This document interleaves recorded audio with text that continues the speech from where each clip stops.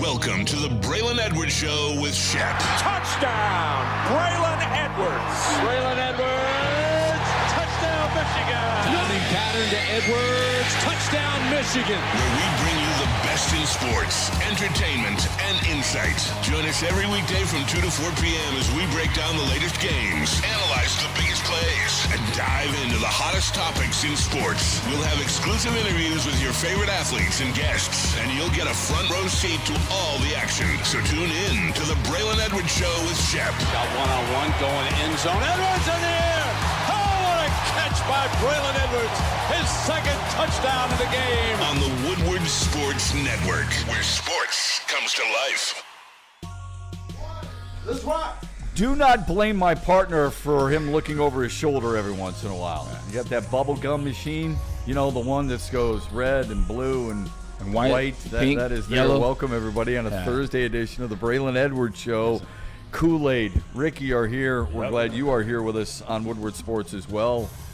A little long piece of paper there in front of you. Look, man, I'm telling you like this. I knew it was bound to happen. I haven't gotten a traffic citation, if you will. I think the last time I got one was COVID.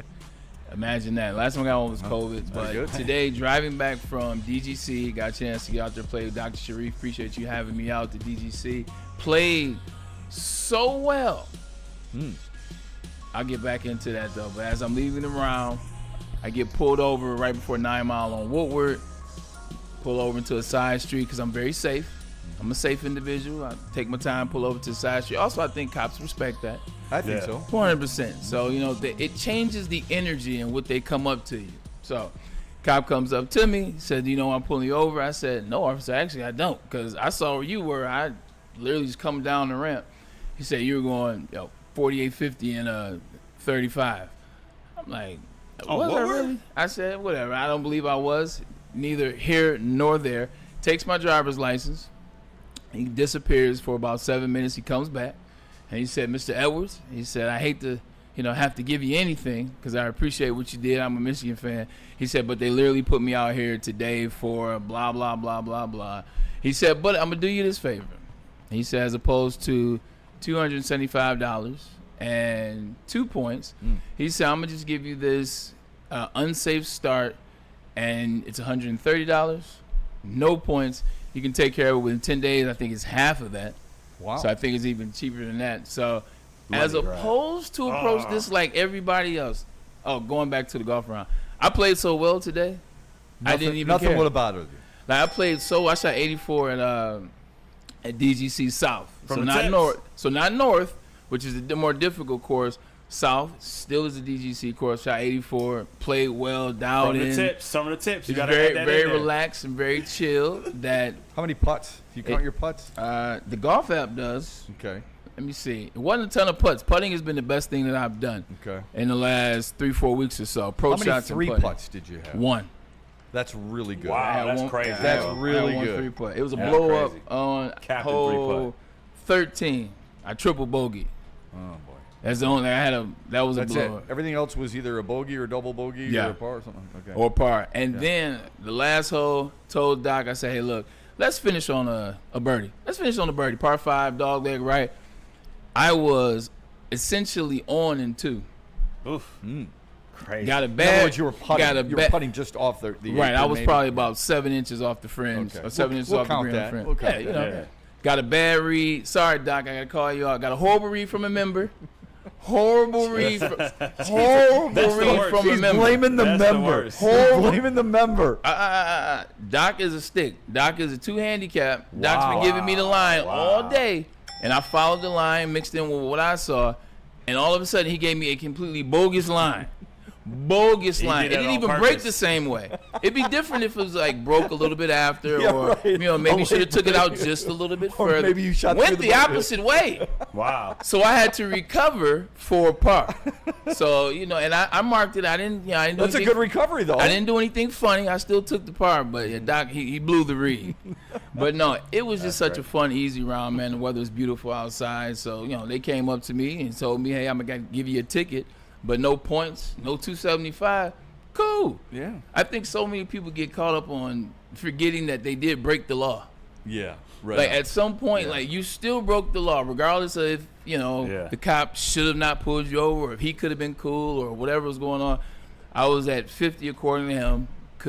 So I'll take the 130. I'll take the round, and I got a chance to get back to the show and kick it. And you were here on time. That's all that really matters. Listen, You really Scotty Scheffler for real. Yeah, you really are. Yeah. Without the picture. First of all, Without the picture, without the jumpsuit. First of all, you ain't putting hands on me. I'll tell you like this: you got another thing coming.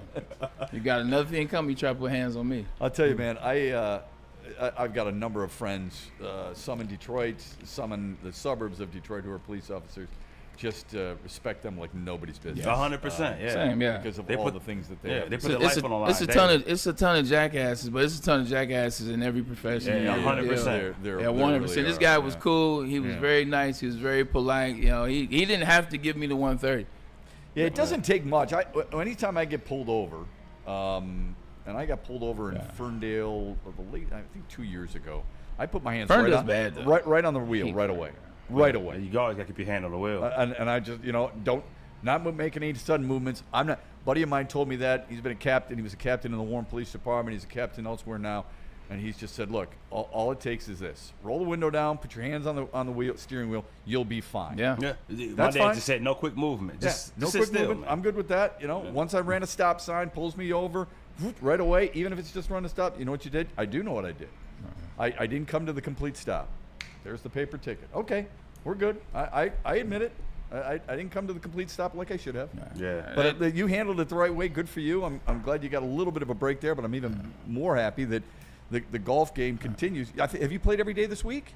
No. 1, 2, well, Yeah. 3. I think so. I think you're going for the perfect week. I know you played Tuesday night. I know you played Wednesday night. And I then played you Monday. today. Yeah. So you have played every day this week. All right, so I'm not playing tomorrow. I'm not playing Saturday. I'm not playing Sunday. I'm going to take a couple days off. That process goes a little different for certain people. Though. Are you Do you progressively believe that? getting better? Do you notice it? I am because I'm starting to dial into consistency. Like, I'm starting to understand the shots. Like, when I get in certain places, I know what club. I'm starting to ask the questions. Mm-hmm. How far to the front? Right. Yeah. Where's the pin placement? Because there was a shot today where I asked a question, said, how much to the pin? It's at 170. So I grabbed my 7 iron. I said, cool. I hit a light 7. I can take my 7 iron like 2 and some change, but light 7, this would be fine. I asked, I said, where's the pin at? He said, well, the pin's in the back. It's 170. He said it's 159 to the front. And the greens were rolling today. Oh, yeah, you can hit Immediately take the 7 out, put it back in the bag, There grab you my go. 9 iron, play my 9 to the front, end up rolling about 12 feet from the pin. But those are the type of things I'm beautiful. dialing into now. Like, I'm not doing that last year, the year before that. I'm just 170. What Yeah, club you gets shoot- me yeah, 170? right, you shoot Course straight for the management. 100%. Now Right? it's Course management. Yeah. I mean, that's you've got to know where you're playing. Anytime I'm playing with somebody, hey, is short good here or is long good? yeah. You can see right or left, for crying out loud, because you got either bunkers or you got water or you got right. crap all over the place. But do I want to be long on this? Like, is there a ridge there? If I don't know there's a 2-tiered ridge on the green, I want to hit that back one. I'd rather be long than short, right? I don't want to be putting up 2 different ridges. I'd rather be a little bit longer. So that's Also, what I'm trying to do is, like, women have no ego when golfing. Like, I mean, obviously there's some when you get on tour, but women don't have ego with golfing. They just want to do what you're supposed to do to become better. Men do. Men want to pull out the big stick. That's Chicks true. did the long ball. Yeah. I'm trying to take the ego out of the game. So, yeah, I can drive on this hole, but should I just put my 5 out? Yeah. Should I just take a 5 iron to this? You know what I'm saying? Give myself a better shot so I don't risk the left where there's no space on the left side or there's water on the right. So even things like that are getting me better in the game. Yeah, I remember reading an article by Tiger Woods who said you take the danger out of it, right? Yeah. So if you've got a bunker that is in front of the pin, all right? I'm talking about where you hope to land it. What's wrong with landing it to the left and then taking the approach there? Yeah. You know? Yeah. Or landing it short. And get a better landing shot. it short and doing that. What I've started to do is hit to yardage. Where am I good from? If I'm really good from 100 yards, then I'm going to hit something. I don't have to smoke every single ball that I hit. That's the You know hardest what I mean? thing, man. So why would I hit to, let's say, 65 yards just because I can hit this club a little bit longer than another when I'm not great at from 65? But if I'm really good from 100, back off a club, hit it to 100, and then I'm bound to get it a little bit closer. See what I'm saying? Yeah, 100%. I agree with you. So that's good for you. I mean, that's how you learn the game a little bit better. I mean, it took me way too long to learn that, and it still doesn't really help my score that much. But it's hard to get away from the game. The game that you love the most, football for you for sure. We're all different a little bit, but there's two of the greatest players in the world. Connor McDavid and Leon Draisaitl love hockey. They are truly I would say two of the top 4 players in the world. Connor McDavid's the best number player one. in the world. The way he skates is just absolutely beautiful. But it wasn't long ago where they were in Ontario, I believe, and they were caught up in they saw a beer league hockey game taking place. So they put on their Edmonton Oilers practice jerseys and joined the guys playing on the beer league. Yeah. And seemed to be having a lot of fun doing it. They obviously weren't going full bore, not 100%. They didn't score. Their team lost 6-2. They were just having some fun, though, right? I mean, this is a lot of times what pros do. Yeah. Have you ever been in that situation? No. Where guys are hey, come on, join us. And I don't know if it's a flag football game. Yeah, football's a lot different. But I was just wondering about football is different because, like, hockey players like D-Mac and some of those guys, they still go out now. I went to the Red Wings Hall of Fame alumni game that they do every year. You guys are 70 still playing out there, so the sport's different. Basketball players, they still can kind of just sit in the corner and put up some shots. Flag football, like, no thank you. Like, when I hung my cleats up, I hung my cleats up. But other spaces, softball, and get me on the golf course, get me in the softball field. Like, I'll dive into some softball and get competitive and try to get those uses going. But I don't get pulled into that. You get to these golf islands, guys get to drinking, or if you're wherever. Yeah. Hey man, I bet I can beat you in this. I bet I can do this. Hey, line up right now. I bet I can cover you. I bet I can check you. I tapped in when I was 30. Like now, first of all, you can't. You did take the bait when you were younger? When I was younger. Yeah. Yeah, like, Connor McDavid is a younger player. He's a younger guy, so it's fun. 30, I'm having fun. I'm out there, I'm getting it in. I'm still doing it. But at this age, no, you can't, and I'm not interested. Yeah, this is a good shot of it. Good job by Kool-Aid to get us this. Just to be on the same ice as that dude and look at all the people. Suddenly he draws a massive crowd. And of course in Canada you're bound to do that. The referees were interviewed afterwards. They were in awe that they were on the same ice as that guy. It's I think it shows a really fun personal side of athletes. Yeah.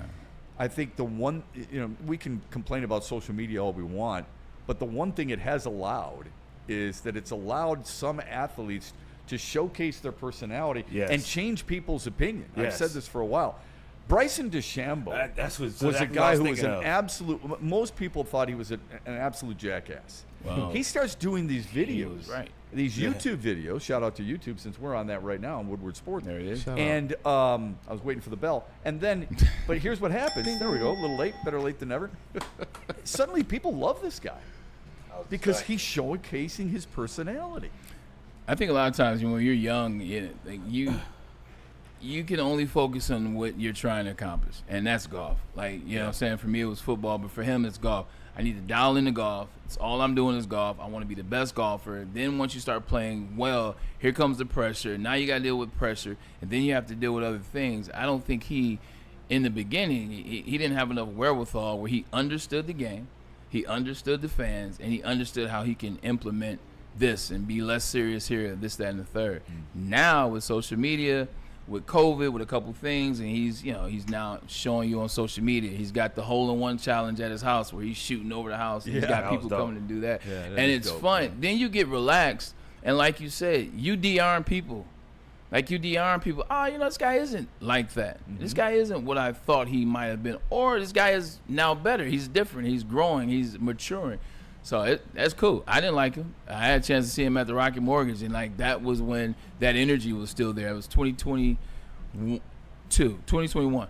And he had a bomb on his par 5, man. I thought he was like 405 yards. Yeah, he hits it a mile. It's like 405. But It's yeah, amazing. like then he was all golf and he didn't know anything else. Plus, he's a little different.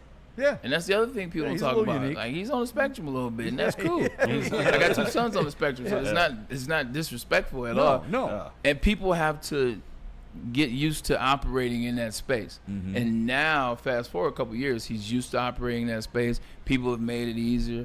He's got better people around him now too. Yeah, I would guess golf probably almost as much as any other sport gets what we were just talking about with the Connor McDavid, where people actually want to see. Because anytime somebody would have covered you, knocked the ball away from you when you were younger, beat you in anything, that's the line they deliver at the next Heck keg yeah. party. So it's, hey, man, what's going on? Not much. And good game by Michigan today. Yeah, Braylon Edwards, 3 touchdowns. That's awesome. By the way, you know I covered him one day. When we were in high school, I covered him, and he didn't catch a pass against me. He caught 5 on the day, but he didn't catch a pass. He didn't mention he played linebacker. That's the line every single time for somebody against somebody like you. You know, it is. And that's real. Like if you don't believe that's real, try to find footage of LeBron James getting worked at camp. Guess what? You can't because they scrubbed it. He got worked over 3 times. I watched that video. 3 times, Yeah. and one of them was from Detroit. He's Crawford. like a high school kid. Joe Crawford. Yeah, it was Jordan. It was Joe's brother. Yeah. It was Joe's brother, Jordan. Jordan destroyed Wasn't he and like a dunked freshman on in him. college or something like that? And in high dunked school? on him. This is when he used to do his camp. Yeah. So LeBron used to do camp. But to your point, people were trying him. Like, Them Crawford this is me boys. to make a name. Dunked on him. LeBron and his team.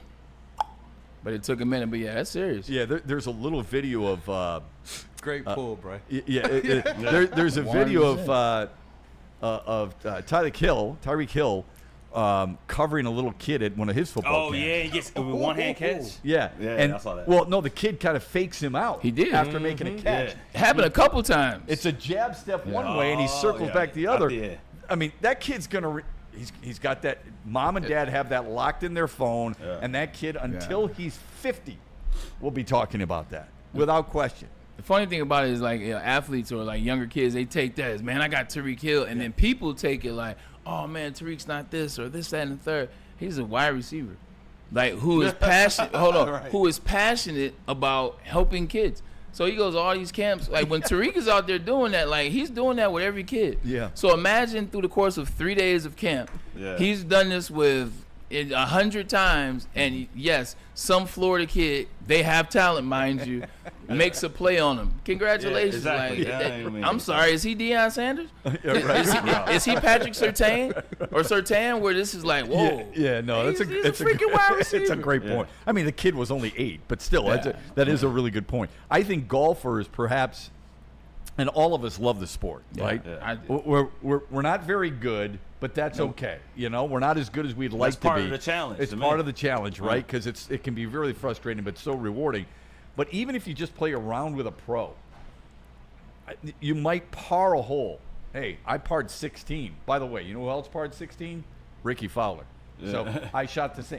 That's what we're constantly, comparing ourselves to. Because I think golf is one of those sports where, because you can go out and hit, how far does this dude and I are playing the same hole, and you can actually from the same. I wouldn't play tips, but you're right. You would. I played today. You can't. 84 from the tips is I damn was waiting good. for it. Damn, I was waiting for it. Damn good. I didn't want to really play good. the tips. Ricky saw my first 7 holes. Yeah, you can see I didn't want to play the tips, and then I locked in. No, I saw it on the scorecard. You saw the scorecard. Yeah. That's impressive, man. That's really impressive. From the tips. Yeah. Okay, that's crazy. You got me, 100%. man. You got me. South is easier than North. I throw that out there. Listen, I I don't give a You crap. play for I don't the care if tips. you're playing par 3s from the tips. Right, That's pretty exactly. good. I'm just telling you, when we're playing the same hole as somebody, you feel like you can actually do something. They're doing something that you're watching on TV. You're like, I'm doing that later on this afternoon. Yeah. I'm going to hit an 8-iron. How far am I going to hit it? I'm going to play a hole like that. How am I going to fare with it? It's one of those sports, I think, where you can actually try to compare yourself, even though there really is no comparison. You're right. In every other sport, like, you can go to, check this out. You can go to LCA. You can get on that court if you have connections somehow, whatever. You can get on that court, and you can nail a 3 from Steph Curry range. Say, man, I'm out here like insert athlete, but you know who's not out there? The crowd. You know who's not out there? The defense. You know what's not out there? Fatigue. You know what's not out there? A coach who's on your head. Now you're worried about this. Now you're in your head. Football. You don't have pass. You can catch a pass in the end zone. Yeah. Go to U of M. Yeah. They take people on tours all the time. You can catch a pass in the same corner that Desmond Howard, struck the poles, or Charles Woodson should have struck the poles. Guess what's not out there?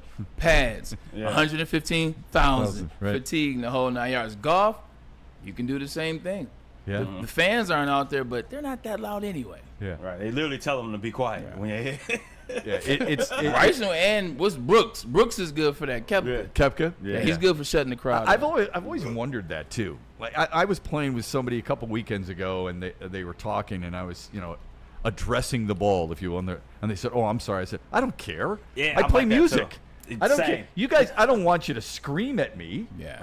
But I don't mind if you guys are having a conversation. That doesn't bother me. Right. I've never understood why golf had to be that way. Now it's a little different with Liv, right? Liv plays music. It is much different. That is kind of nuts. Liv is like drunken chaos. I saw a video the other day. It was a hole-in-one video, and it was Kodak Black playing in the background. But there though, like him, ASAP Rocky, like they have a whole lineup for it. Matter of fact, Liv is at the Cardinal. And that's right. At the 22nd, at the end it's of gonna August. be a huge party, and I think at the end of it is Swedish House Mafia, who, by the way, I thought they retired like 20 years ago. Like every year is a retirement party. I got a request for them last week, man. Shout out to Swedish House Mafia. I love the music when I was younger, but like Jesus Christ, how long can you listen to like house, man? So they're going to be there. Liv is going to be there. I'm talking stuff. I'm gonna try to go. It's going to be a really fun. I bet you it's a really fun event. It is. It's going to have a much different feel than the Rocket Classic. Yeah, Rocket's been fun. This year was, it was different. We're good friends with Rocket, so I won't say anything like that. But you can see that they're turning over, preparing for a different influx of what Rocket's going to look like. So it was a little on the chiller side this year. I think next year you get back to Liv/PGA. Yeah, the Waste Management Par 3 arena hole, if you will. Is the key word. There's one for that. There's at the Canadian Open. They've got a really cool RBC Heritage. Yeah, I would like to see where people get really loud and crazy. Did you see the RBC Heritage? Was it 2 years ago? They put that 60 feet up in the air on the scaffold that you could pay to do, and it was a bar. It was a floating bar, and it had, I want to say, maybe 10 seats, five, bartender in the middle. That's pretty cool. And it was floating above maybe the 14th tee. About 60 to 70 feet up. No, thank you. Oh, I wouldn't mind doing that. I do think I love the folks at Rocket. I think they're fantastic. I love that event is in Detroit. I think it's really important to the PGA. A shout out to Mark Hollis, who works for Rocket, because he's the one who really pushed hard to get bigger names. At the Rocket Classic this year, and they did. This was their best field, even though a lot of them didn't make the cut. I do wonder about that a little bit on why so many didn't make the cut. But because they got paid. Yeah, but I digress. I would like to see them do something of that ilk. I'm not saying a floating bar, but I would like to see something become a signature for them. Yeah. All right?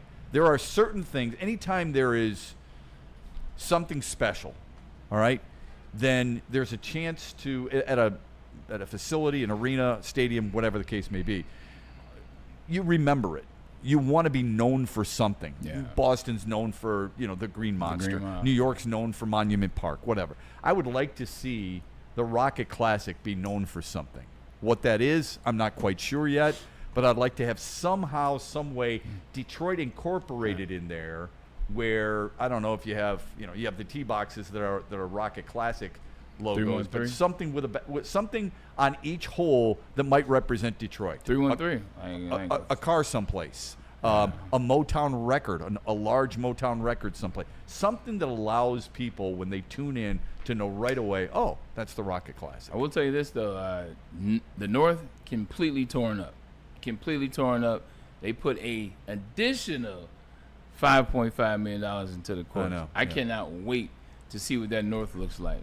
Yeah, it's going to be sick. I got some buddies who belong there. I don't know if everybody's super enthused about that. They're not. But the people who don't play it every day absolutely are enthused. We're always enthused anytime we hear about Ven Johnson. Ven Johnson is there to fight for you. See this ticket that I got, man?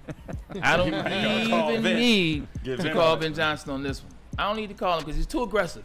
He's a fighter. He's tough. He's tenacious.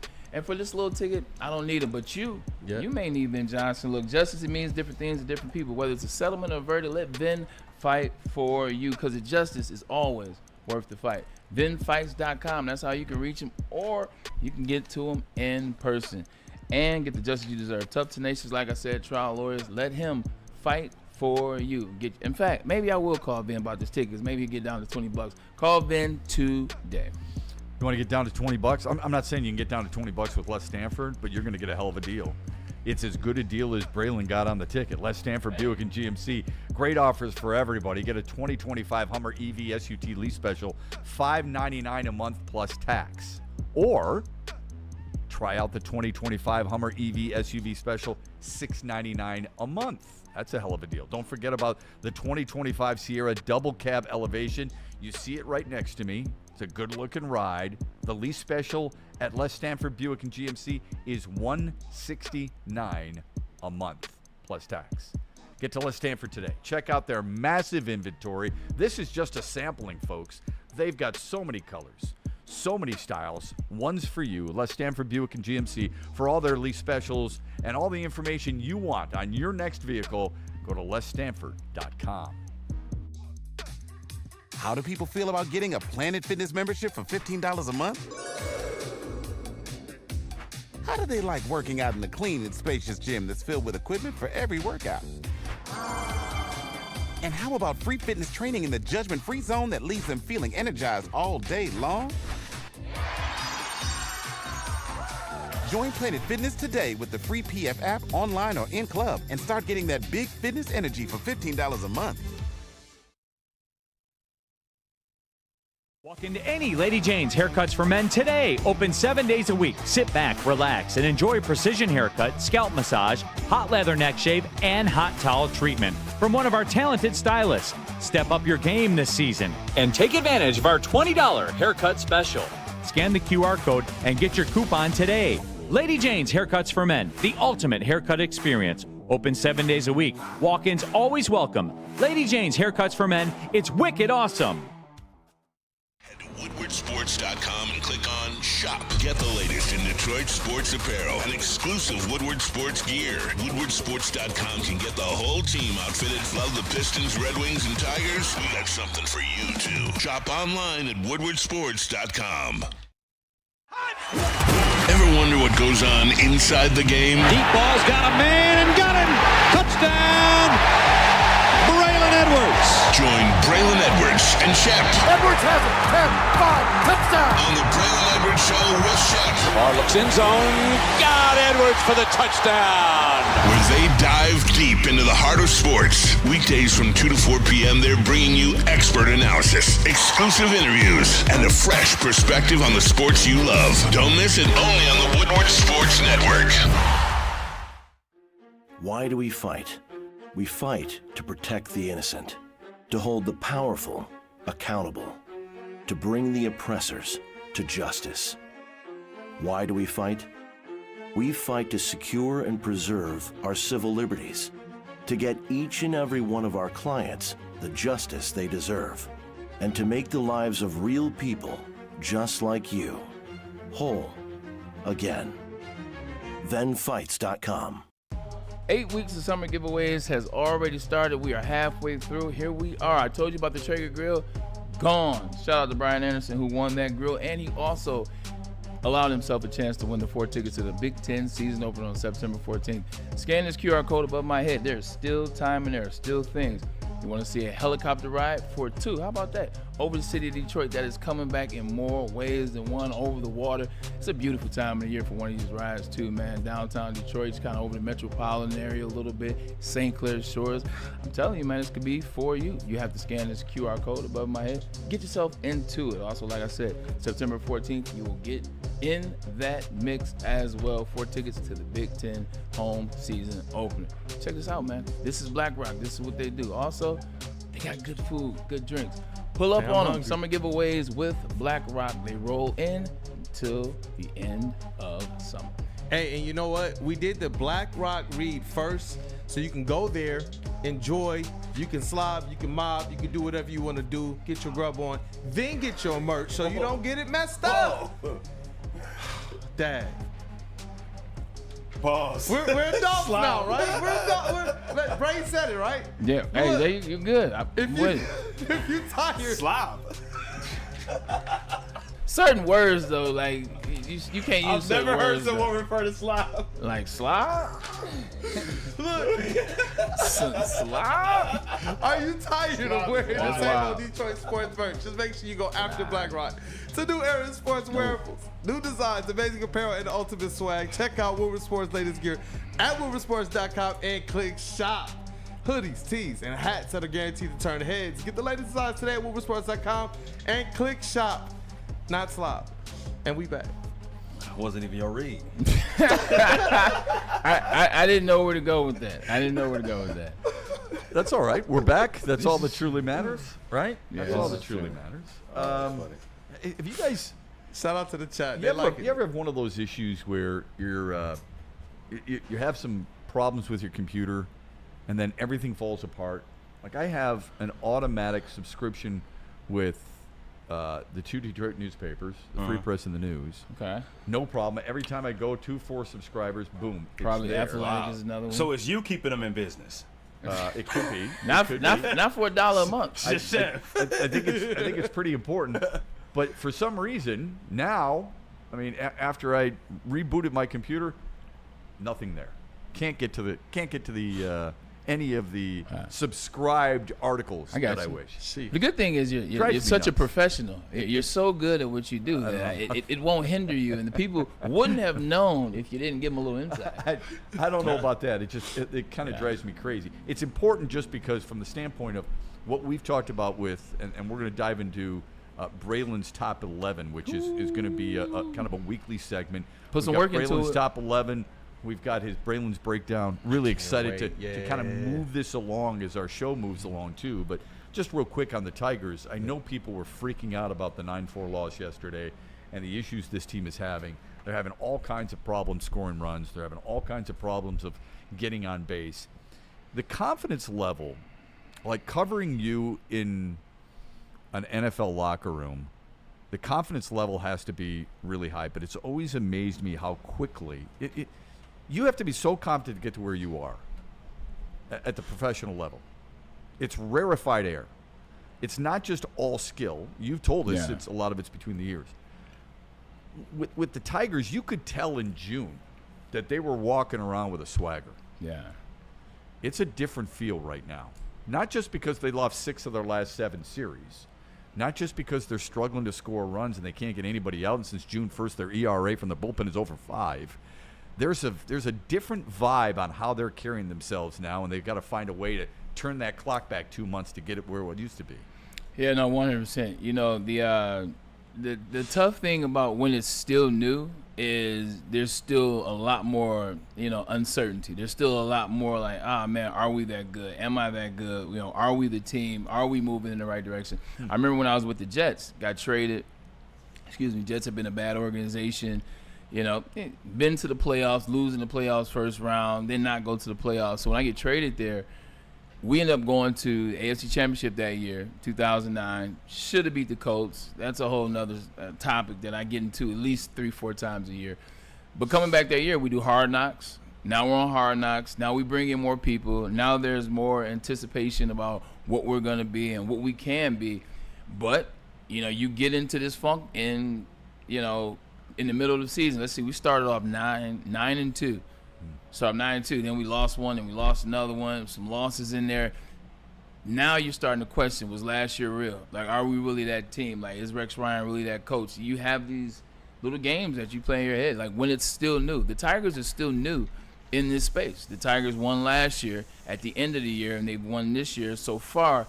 But now when you have things like this and that adversity, if you're not held together by someone like an A.J. Hinch that has won a World Series, that is dialed in, that understands the ebbs and flows that come with 162 games and the pressures and things. If you don't have that, it's easy to get in your head, and it's easy not to get out of it. And so how do you get it back? How do you steer it back on the tracks? I mean, I'm glad you mentioned A.J. Hinch. Charlie Morton's been there before, but he's relatively new. This team, Gleyber Torres has been there before, but he's on a 1-year deal. Javier Baez, he's won something with the Cubs, right? So he's been there before. Who do you turn to kind of steer it back on the track? And at what point do young players, and I don't think they're not veterans. A lot of the Tigers aren't veterans, but they're not rookies either. They're young pros. How are they learning to help the team get it back on the track? You got to dial it back into some fun and kind of what's your why? When you get into these points, what's your why? Why do I play this game? Let's start there. Go. You got to go back to the Bears sometime. Why do I play this game? You know, how are we having this season? Sometimes it's just fun. Sometimes now they're pressing. Like coming into the You can see it? Hell yeah, you can see them pressing. Yeah. You can see at-bats, guys trying to go for the fence. You can see the pitchers trying to place the ball in the exact perfect spot. And I know the pitcher's job is to place it, but when you're trying like this, you're missing the mark because you're trying to overly place it. You're changing your hitting swing. You're changing your pitching motion and your mechanics and your dynamic. You're changing your coaching style. Sometimes you got to dial it all back. Rex Ryan was a master at this. When we would get into these spaces where playing bad football, offense, defense, or we just don't seem like ourselves, sometimes it's different in football. We wouldn't even practice. We'd come in and just start talking about life, and we talk about what was going on. We crack some jokes, you know, and Rex would remind us that football ain't everything. You know, it's not everything. It's important. Football isn't everything. I think sometimes you have these reminders, you decompress from what's going on. Sometimes you're in it. You know, you can't see the forest through the trees. Sometimes you got to take yourself out so you can see that 35,000 view, and I think that's what A.J. Hinch has to do for these Tigers. You got to remind them, this is a fun game. Like, what you guys get paid to do is fun. Don't put all this World Series pressure on yourself. Yeah. Don't put all the pressure on yourself. Can you beat the Phillies? Can you beat the Dodgers? Can you beat the Padres? You got to get there first. Yeah, it's hard not to do that when people are reminding you, don't you think? 100%. Because even when you, like you just brought up the Jets, when your team was struggling during that time, if you start 9-2, as you said, and suddenly, we're 9-2, and then we got popped by the Patriots, and then all hell broke loose. Okay, and so suddenly you got 2 or 3 losses, and it starts to snowball a little bit. You're getting reminded. You don't need the reminder, but that's what the media is doing. The fans are doing it too. But in that reminder, you remember that you're looking too far ahead. Like, you're looking now, you know, in football season. You're getting beat in early November because you're looking at January 29th. You're looking at whenever the Super Bowl is going to be, February 4th or 5th. You're looking at the AFC Championship game. Ooh, we get to meet up against insert Colts or Patriots again. First of all, this is week 11. This week you have the Texans. Don't go out there and stub your toe against the Texans. The following week, you got the Buffalo Bills. Go out there, play the Bills, study the tape on the Bills, relax, and know that you got this. Like Riley Green, like, you're a damn good hitter. You're a damn good player. Relax. You can hit the ball out of the park. We know you got this. Sometimes you just got to chill. Don't put all that pressure on yourself. There's no pressure. There is no pressure on you, Riley Green. You believe pressure is self-induced? Yes. Yeah, so do 100%. 100%. So do I. It's self-induced. So do I. That's why I laugh a lot of times when I hear fans say, you know, they're feeling the pressure because of this. Then look, the pressure, it's with everybody all the time. It's just whether or not you choose to succumb to that pressure, right? Riley Green, 1 for 21, 9 punch-outs in his last 22 ABs, and everyone thinks it's pressure. Well, I'm sure you mentioned it. He's probably gripping the bat a little bit tighter. Yeah. He's probably trying to do too much. Is that pressure, or is that want to? Is it a combination? There's I'm sure it's a little bit of both. I can tell you this: the last 30 games, and everybody, it's well documented. Detroit at one point was up 15.5. Okay, they're now up 6. We all know that. I am so tired of hearing people say, you know, they have the largest lead of any division league. No shit. Thanks a lot. That doesn't matter. It's the worst division in baseball. Dina. It doesn't matter that you've got the largest lead. Okay? What does matter is how you're playing the game more than anything else. People can stomach losing as long as you're losing the right way, not losing the way they are. The last 30 games, Detroit is 21st in batting average. They are 29th of 30 teams in on-base percentage. Only Tampa is worse in on-base percentage. Slugging, they're 18th. Strikeouts, they are 5th. They have the 5th most strikeouts in the last 30 games. Riley The Green Angels, is, who not are in helping. town tomorrow, Tarek Skubal might have 25 strikeouts tomorrow night. Seattle, Tampa, and Texas are the only teams who have struck out more than Detroit over the last 30 games or 30 days, and that's a big problem for them. Shep, what do you think about the shirt there, man? October ready? Not yet. Not yet at all, bro. They're not ready for October at all. Even he admits it. This is from last year, right? Yeah. Yeah, that's Yeah, I'm right. about to, better be. Because that's in Houston. You can tell that's in It better Houston. be. He knows that. He knows that better than anybody. All right. He would tell you to take that shirt off, rip it like Braylon ripped one of those Hulk shirts a couple weeks ago, and say burn it.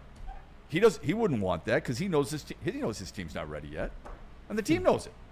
I actually like hearing that. I like hearing that because you don't want them to just rest on their laurels. Oh, we had I a don't good think first half of the season.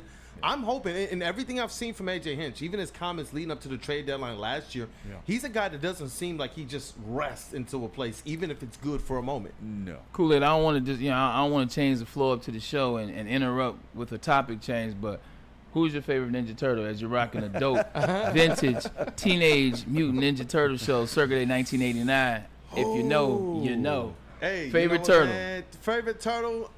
I see you as a Leonardo guy. I was gonna say Leonardo. A leader, That was- smooth, moral that was my guy. compass. Yeah, my So brother my loved my Michelangelo. kids I love was those. How Leo. many were there? Were there four or Four. five? Four. Can you guys? Well, you can. You probably can. Can you name all four, Ricky? Probably not. Leonardo, Michelangelo, Raphael, Donatello. Yeah, In the words of my mother, think is your one. name Ricky? I knew you could. Oh, I'm sorry. My bad. I probably would have got 3 out of 4. Donatello was was like is always the one that it catches people. Yeah. 'Cause like when you get into it, you're like, oh, Michelangelo, Leonardo, Raphael, and the purple guy. Yeah. The purple guy. So Donatello's the one I knew, believe it or Genius. not. Oh, for real? Okay. Yeah, that's it. The tech guy, tech Yeah. genius. Yeah. My kids loved him when they were little. And I remember Donatello for some reason or another. There's a good picture of Riley Green and Javier Baez and Tarek Skubal. Skubal will pitch tomorrow. Again, probably 25 strikeouts since L.A. has a lot of swing and miss. If you're not concerned about the lack of swing and miss for Detroit, then you haven't paid attention. That's a problem for them moving forward, without a doubt. The fortunate thing is for the Tigers is that they have the rest of August and September. And granted, they've got Cleveland, I think, for 6 games left. They can either pull away or give the Guardians a chance to come back to the pack. Detroit gets the Angels, the White Sox, and the Twins again. Up next for Cleveland is the White Sox. So this is, I'm not saying this is vital, okay? Yeah. It's funny how we shift gears with stuff. In baseball, when Detroit was going to Philadelphia, what did we hear? This is a measuring stick series. Yeah, like there was no measuring stick series earlier, right, for the Tigers. But this is a measuring stick because we view them as a really good team. I think what happens is people keep pushing the goalposts back because you want that to happen. Like you want in these questions when you're asking, well, you know what? This is the measuring stick. You know what? Let's see how they do against the Blue Jays. Well, when they get rocked against the Blue Jays, well, now we got to push the goalposts back because we didn't like the result. Let's see how they do against the Phillies. Well, they get rocked against the Phillies. Well, let's see how they do against insert team here. So I think that's why that goalpost keeps moving back because people don't want to admit 6 games has people on edge. Yes. And if the Indians, disrespectful, if the Guardians weren't sellers, we might be having a whole different conversation. Yeah, you never know. You never Yeah. know. It is. When you said that, I thought to myself, do athletes go into games? You're always confident. Yeah. But do you go into games as a team and say, we should beat this team? They're Yes. They're not any good. Okay. So you feel that, but that doesn't mean you take it to Kool-Aid's point. Doesn't mean you're resting on laurels. You're taking it for granted, right? I hope not. No, it's in terms of the opposite. I've been on both sides of that coin. Yeah. I've been in some games where I know we're not gonna beat this team, but because of the offensive line. Like being what? real. Like what? Like New England? like what I was in the AFC North in the time of the Steelers that won Super Bowl and went to 3. The Baltimore Ravens that should have won Super Bowls in the era and they didn't. Like we play those games. I'm in Cleveland. Like I know we're gonna lose. But I'm going to go out there and give it all I have. I hate that mindset, though, because all it takes is like that one play, and you're like, yeah.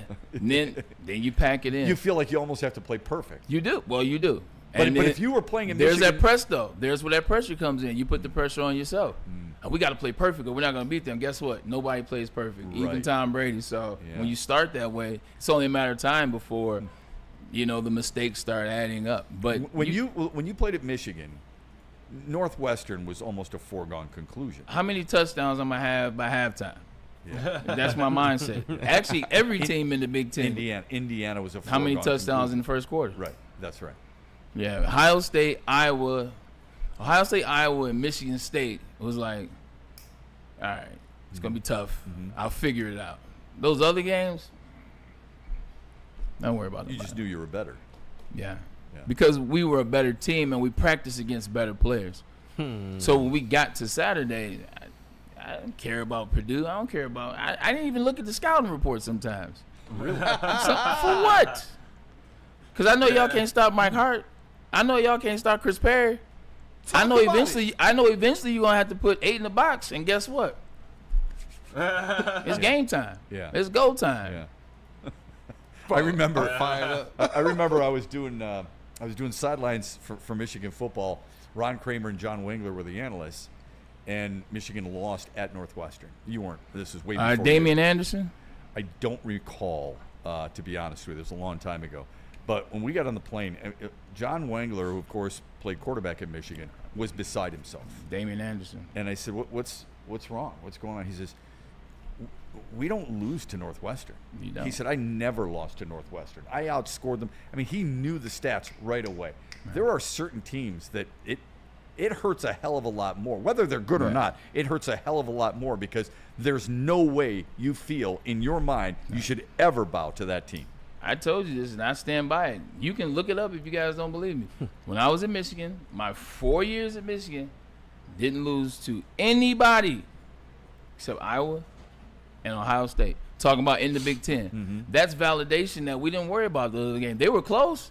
Shoot, there were a lot of, we went to overtime with Penn State my sophomore year. We beat Wisconsin at the end of the game on a blocked field goal. Minnesota, for some reason, when I was at Michigan, took us to the wire. They beat us they were beating us by 28 points at the start of fourth quarter in 2003 and came back and won.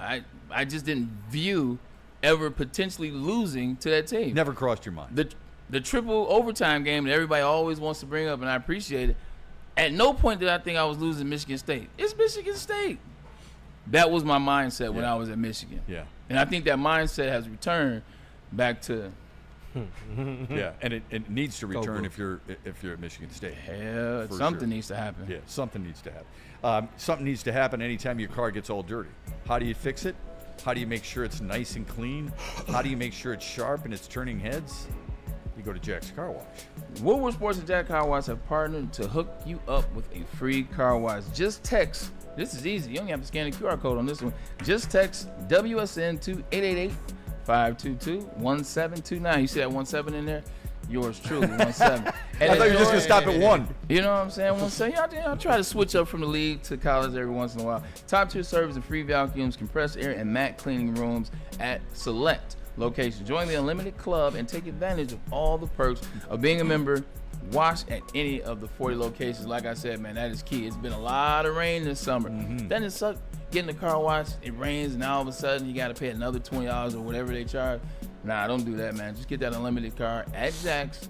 It can rain every day of the week. Let it rain. Make it rain. You'll be fine. See you at Jack's because I'm there all the time.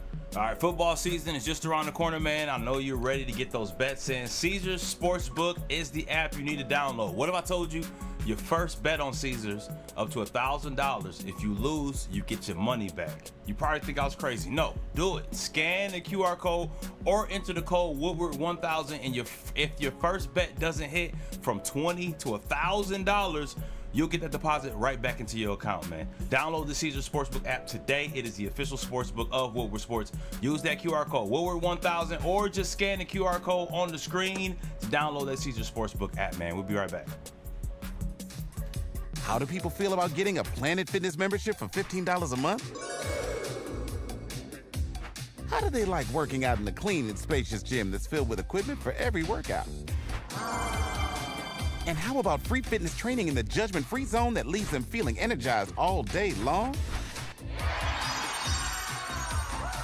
Join Planet Fitness today with the free PF app online or in club and start getting that big fitness energy for $15 a month. So, you're a Detroit sports fan, huh? Well then, make sure you subscribe to all the Woodward sports pages on YouTube. We have Woodward Baseball, Woodward Pistons, and of course, Woodward Hockey. Get breakdowns, updates, and bonus coverage of all things Detroit. So pick your favorite sport and follow along with the best Detroit sports coverage ever made. From Detroit's #1 sports network, Woodward Sports. Why do we fight? We fight to protect the innocent, to hold the powerful accountable, to bring the oppressors to justice. Why do we fight?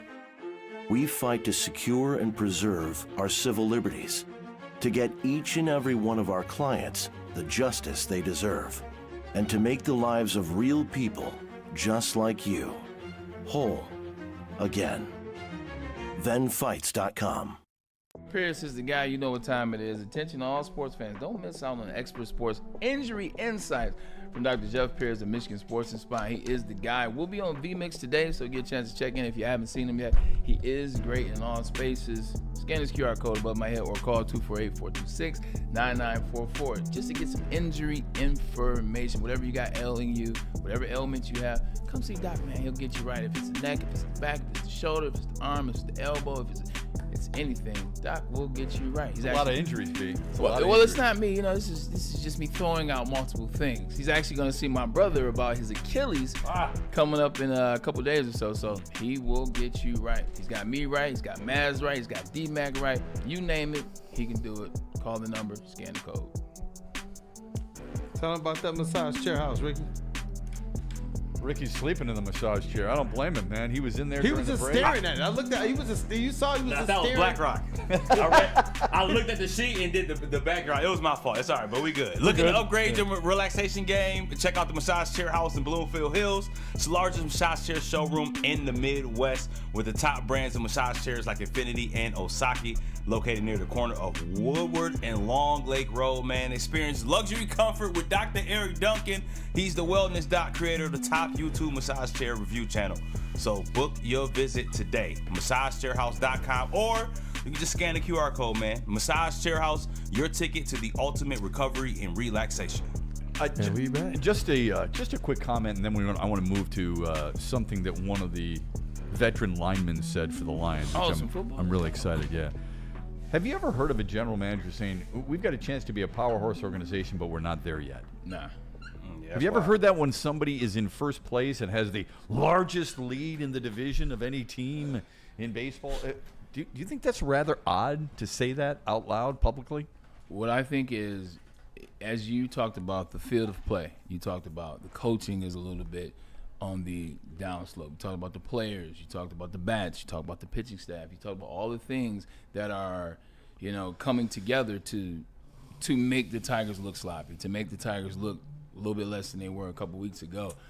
Then you get your front office guy who has done, a decent job in my opinion.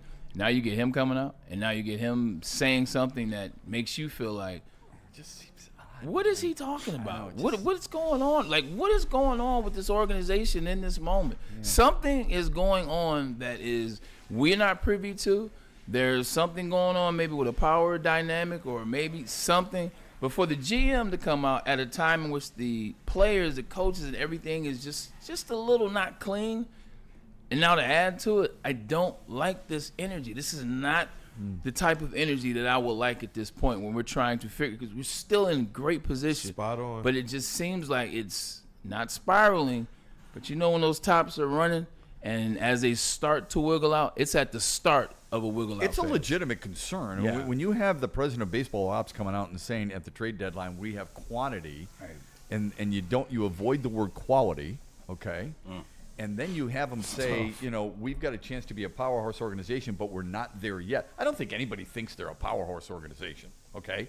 But I don't know if that's a good look when you're saying it and your team's in first place, and the expectation is that they're going to challenge for a league championship. Don't tell me any of us don't believe that's still possible. Absolutely you do, okay? So we all think that Toronto's better. We probably think Seattle and Houston might be better. We'll soon find out against Houston pretty soon. And they've already played them in a series earlier this year, and Houston beat them 2 out of 3. But it seems like an odd thing to say publicly when you're trying to gain more trust and confidence from a fan base. I don't believe you manage things or coach things for fans. You know that. But it seems like an odd thing to say. Just seems like he's trying to put some distance between him and the team. And I don't know if that's true, but that's what it feels like. Say, hey, look, we'll do that down the line, but, they got to figure it out now. They have to figure it out now. Meanwhile, you were in charge of making moves at the trade deadline. You didn't. You were in charge of some other things that you didn't do. So it seems like he's trying to distance himself for what this may turn into. Today's a good time for them to have a day off. And again, Scooble tomorrow, so he should be lights out. I think they'll get right tomorrow against the Angels this weekend. We don't have to worry about that togetherness, I don't think, with the Lions, at least with a guy like DJ Reader, who has become more and more of a favorite of mine. He has really taken Tyleik Williams under his wing and helped him learn the trade, the tricks of the trade, if you will. And now he's doing the same thing to another high draft pick for the Lions, but on the other side of the ball. This is what DJ Reader had to say about Detroit's second-round pick, Tate Ratledge. Yeah. Just kind of what have you seen from him in his development through camp? Tate's going to be a good player. Tate, he's a guy who works hard. He's a load when it comes down on doubles, things like that. He's smart. And another one who he's not too down on himself. He's pretty smart. He knows what he's doing. But he's a good player. It's fun going back and forth with him. I try to tell him things that he's doing good in the sets, things that I see, that other D tackles might see. Just try to help him. But, it's fun going against him. It's good seeing how physical he's been these last few days. And that's always fun for me. Being an old guy, you can get stagnant sometimes and not want to be as physical. And he makes me make sure I'm ready every day. Love the physicality, right? I mean, that's what they got him for. So when a veteran is noticing that early in camp, he doesn't have to say that, right? Yeah. I don't want to read too much into it, but a veteran doesn't have to praise young players like that, does he? No, he doesn't. Yeah, especially on the other side of the ball. Especially on the other side of the ball, he doesn't have to give any kudos to Tate Ratledge. He can just talk about himself. He can talk about what the D-line is doing, because there's been a lot of questions asked about that defensive line, so he can lean into that.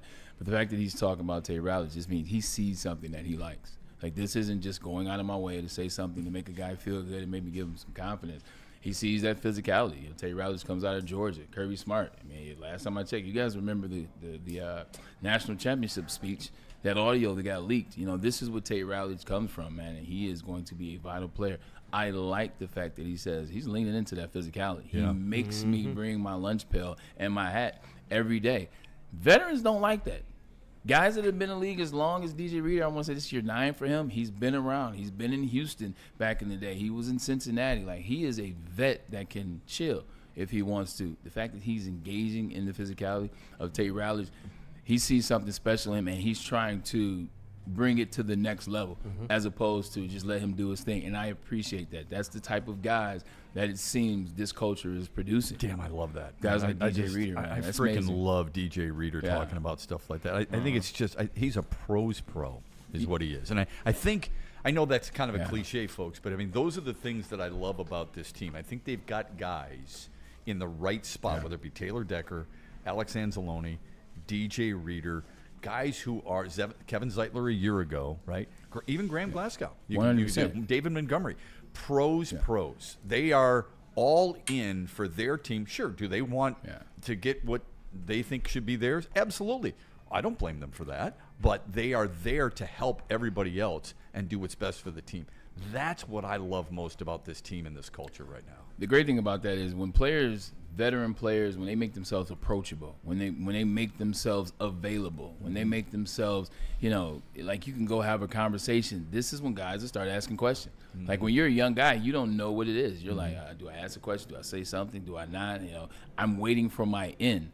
This is an in. This lets Tate Ratledge know I can go to DJ Reader and ask a question. Hey, DJ, on this play, so I was coming off the inside of your hip, but I noticed how did you get me? How were you able to keep me stout with the two hands? What is this? Ask questions. You create a conducive environment for asking questions. How many questions do you think Jamison Williams has asked Amon-Ra St. Brown in the last 3 years? Now, how many questions? I hope a lot. Well, exactly, and that's what I'm thinking as well. Terry and Arnold, how many questions he asking his secondary leaders? You know, Jack Campbell, when he first got here, he was asking a ton of questions to Alex Anzalone. So I think that's how you get better. When guys aren't afraid to talk to you about the game and itself and progressing and the knowledge, that's how you get better. You get a team of guys that are just, hey, man, look, let me help you on this, or let me help you with this, or, you know, grab your lunch, and as opposed to going over here what you usually do, grab your lunch and come here, we'll watch a little film. And I'll tell you some things. I'll show you what I learned from Laramie Tunsil, what I learned from other offensive linemen that are elite that I've played with. Then you start to get these conversations, man. And, you know, when we get to the Braylon's 11, which I can't wait to do, I played with a lot of guys, and I watched those guys give information to guys that were playing behind That's elite them. stuff, man. I absolutely adore that. When you were going up against corners, how would corners help Amon-Ra St. Brown and Jamison Williams and Isaac Tesla right now? Like, you're not just asking the wide receivers, right? You're asking the guys who are covering you, and then they have to give some of their knowledge without giving away too many secrets. The biggest thing is tendencies. Asking these guys, what tendencies do you see out of me? When I'm talking to Darrell Reeves and we're doing one-on-ones each day, and we're doing 7-on-7, and we're doing team, you know, at the end of practice or during practice, hey, look, you know what I'm saying? You kind of jumped that comeback route on me. Like, what did you see? Well, you know what I'm saying, I noticed you start raising up a little bit towards the route, so I knew you weren't going to go all the way down the field. So I know your favorite route is the comeback route. I'm pretty sure you're probably going to run a comeback on that. Duly noted, I'm doing too much at the top of the route. I'm coming up like this. He knows that I'm going to break on this. Hey, Crow, at the line of scrimmage, how did you get your hands on me so fast? Like, how did you wait and still be able to get my hands on you? Well, I know sometimes you give this little BS move, ... and then I just waited for it, and then I put my hands on you, and then you struggled a little bit. So, Antonio Cromartie, you're referring to that? Yeah, apologies, Antonio Cromartie. So just asking those questions, and they make you a better player. They make you stop the tendencies, because that's how guys get ahead. They study film. People are studying film to study the tendencies. What is the tendencies of an offensive coordinator? What are the tendencies of a quarterback in third down? What are the tendencies of a wide receiver where I know he's getting the ball? That's the other thing. So tendencies are what experienced players can help you get rid of. It's got to be a fine line, though, between, let's say you're helping a young corner, all right? You don't want to give away too many of your secrets because you may play against that corner someday, which you probably did, you know, in the NFL. I feel like but at the end of the day, it is what it is. Like, I told you what I saw and to help you, but I'm still watching. I'm still observing. And what I told you and what I showed you, I got something else in the tank. You know, I have other information that I can use to go against you. So I'm not tripping. I'm going to help a guy. I'm not going to not help a guy all the way because of having to play them later. When I play them later, I got to strap my chin strap on and be ready for what they've learned and what they might be able to do. So, I give it all. Yeah, that's cool. That's 100%. Really cool. Detroit, besides a guy like DJ Reader, Zadarius Smith has been in the news. Brad Holmes has come out publicly and said, look, we still have conversations with him and his team, and rightfully so. I think I've never wavered from this. I've said this for a while now. I think he's going to be the Lion. I agree. I agree. I don't think there's any question. And I think part of the reason, one of the big reasons why Detroit didn't go out and get one of those big name free agent defensive ends or look into possibly trading for one of those defensive ends is because this has been in the back pocket for a while. If he's available and people know that he's a good player. Yeah. He's not making the Pro Bowl, but he's a good player. That would have been done by now, don't you think? I mean, we got to read the tea leaves here. He's coming back. He'll definitely be done. He's definitely coming back. I knew this the whole time. I fought this the whole time. At the end of the day, they worked out whatever it was. I guarantee the conversation went something like this. I want to be a Detroit Lion. I am not trying to practice in training camp. I don't. He's a veteran player. This will be year 11 for him. I don't want to be in training camp. I don't want to necessarily come to training camp. I don't know if those were the words exactly, but it's the waiting process. He's been 10 training camps, 10 seasons. Yeah. Like, he's not going to be the sole guy. He's not coming in here to rack up 15.5 sacks. He's coming in here to do what he does. I will give you 6 sacks. Everywhere he's gone, he will find a way to get you 6 sacks. He is enjoying the rest of his summer. He's probably out somewhere with Cashed Out now. Shout out to Cashed Out. Detroit 313, you know what it is. They probably just enjoying the summer. He's dialing in. And when they call his number, he'll be ready. He'll sign for a very favorable price. When would that be, do you think? When could you envision him coming?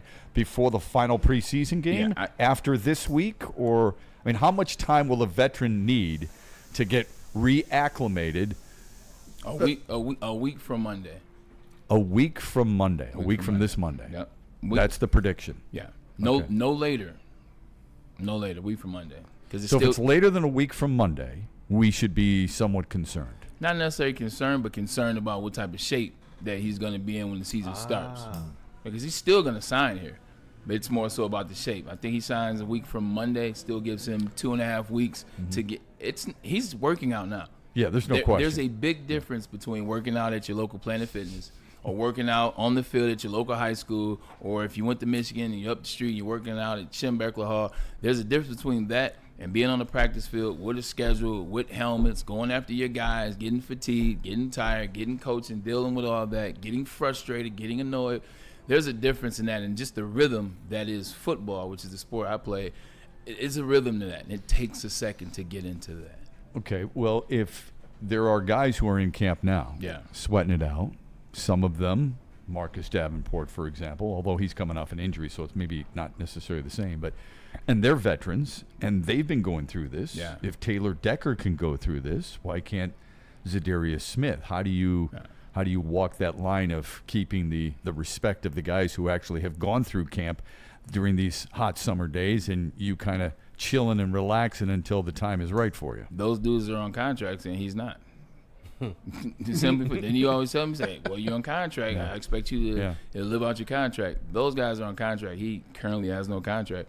Also, too, it's not that big deal for a defensive end, rush in, whose job is to see quarterback, hit quarterback. Do you remember in 2023, we signed Bruce Irvin? Yes. Who I played with in Seattle. I was there when he got drafted. We signed Bruce Irvin. The Derek Carr game. That would be interesting as a trivia question because people will know that he was the first-round draft pick the year Russell got drafted. But anyway, we signed him on like a Friday. Mm-hmm. Guess what he had in the game? He didn't even play. Had a sack. Crucial sack. Had a very crucial sack. Crucial one. And he hadn't played in 2 years. Mm-hmm. So it's not necessarily extremely hard, no disrespect to the game. It's not extremely hard for a rush in to come in late and just go out there and get a sack. Especially a situational guy. He's going to be a situational guy, right? 100%. Like he's not going to be in there on down after down after down. No. He's probably strictly a third down rush end type of guy to start. If he's in there down after down after down, then that press conference that we saw out of Marcus Davenport, then I was right.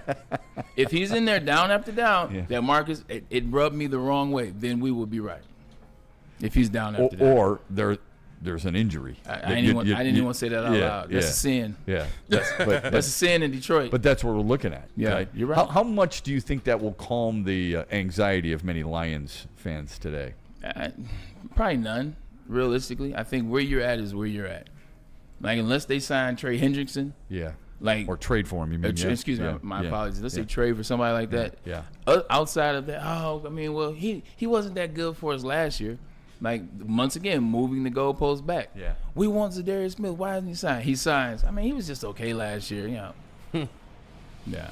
I thought he was good last year. He's probably better with everybody's going to be better with a guy like Aiden Hutchinson. I mean, when Zadarius Smith put up really good numbers, it helps to have Myles Garrett on the other edge, right? But bringing in another guy who feels like this team, it's much like DJ Reader has said, feels like this team can win a Super Bowl.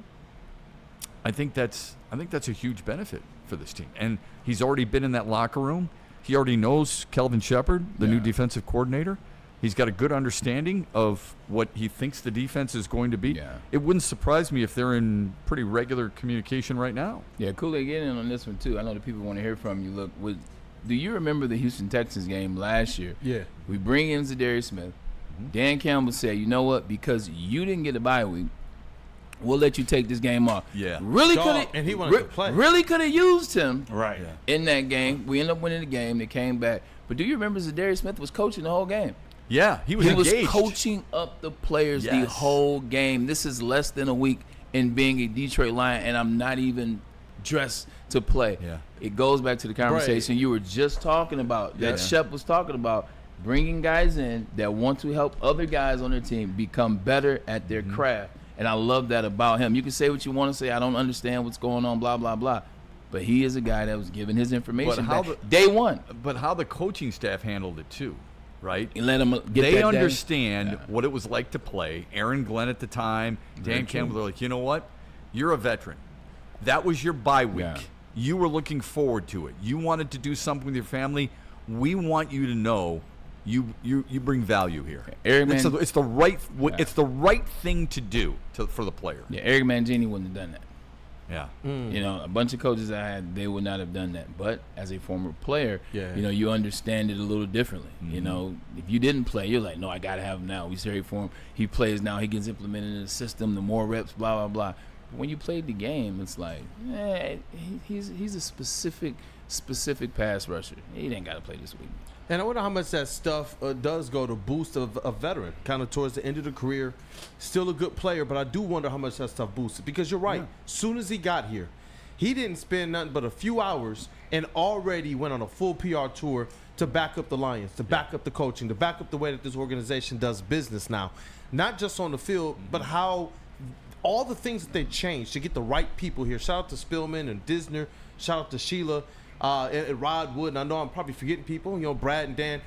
He said that everything is different here, and it's so weird hearing that because for years it seemed like it was a plague. Nobody wanted to come to Detroit because even us as fans, we knew our organization is not really handling things the right way. Shout out to Sean Belizean in the Million Man March, but with Zadarius Smith, I'm more comfortable with believing that he's going to be back here as this thing continues to play out, especially with Brad Holmes, who has stepped to the podium and talked about it too. I wonder if he would have even contemplated coming back had Detroit not treated him the way they did. I think there's just a right way to treat people and a wrong way. And you didn't necessarily have to do it, but I think because they did do it, I think it goes a long way with him. Yeah, very true. It's also something to be able to play against your former team that didn't want to pay you twice. Talking about the Green Bay Packers, where Darius Smith had the best part of his career. And then also, too, last time I checked, Detroit Lions are one of the best teams in the league and have one of those chances to get to the dance, and you were already there. I'd say nice things about Detroit. Yeah. And I would say nice things even if they didn't treat me right because it's Detroit. They're moving in the right direction. I want to be a part of a winner. So you mix all those things in. He did it the right way. It's kind of refreshing, isn't it? Isn't it really refreshing when you hear that your organization is doing things the right way and players want to come here because of it? You know I'm fired up about that. You know that stuff gets me fired up, man, because for so many years that's all we wanted this organization to do. And you know what, Bray, I also wonder with the Zadarius Smith and Shep, I do wonder how much of the makeup of this team makes it a pleasure for him too, because Dan Campbell talked about that. We even have that audio too, where they asked him the question, with all this change with your coordinators, how happy are you that this team is top heavy? And he talked about the identity and the character of these guys and how they go. And I'm wondering, what is Zadarius Smith able to come here? In contrast to Braylon trying to coach people up on the sidelines, we saw receptiveness on the Detroit Lions sidelines. Further punctuating, in my opinion, this team is doing things right. It's not just the messages. When they put grit on the hat, we now know that these guys have bought completely in. If a guy like Zadarius Smith can come in off the street, be treated well, coach these guys up, be into the game, and you see them as receptive too. I love it all. I appreciate when you were naming all the guys in the front office that are doing a good job. I appreciate that you didn't name Ernie or Cozy, just throwing that out there. Well, same. He's the only remnant here. The grit thing is a good one. It's a marketing tool. I mean, that's what it is. I mean, it's not okay. I mean, I put grit. I sell the hat. I think it's great. Don't get me wrong. I think it's who they are, but it's become almost passé now because we use it so frequently. But I do think it's appropriate. It's not that I don't. I think we use it pretty regularly with this team, and I'm hoping this team carries that over without a doubt. By the way, you mentioned he played for Green Bay. He also played for Minnesota, so you get a chance to play against your two teams a couple of times like that. And I believe they play Cleveland this year, do they not? And that's the other thing too. When you leave a franchise like Cleveland, which I know about, which no disrespect to Cleveland, but when things aren't going right, when things aren't run a certain way, when things are like it is in Cleveland, whatever you perceive Cleveland to be, ladies and gentlemen, you probably be right about what it is. when you leave that and you get a chance to go to an organization, which is crazy, it's the Lions that do it right now, and you see things done the right way, you're like, oh, man, nah, whatever I need to do to be here. It's like Dave Montgomery when he came in from Chicago. Chicago, when he was there, was a bleep show.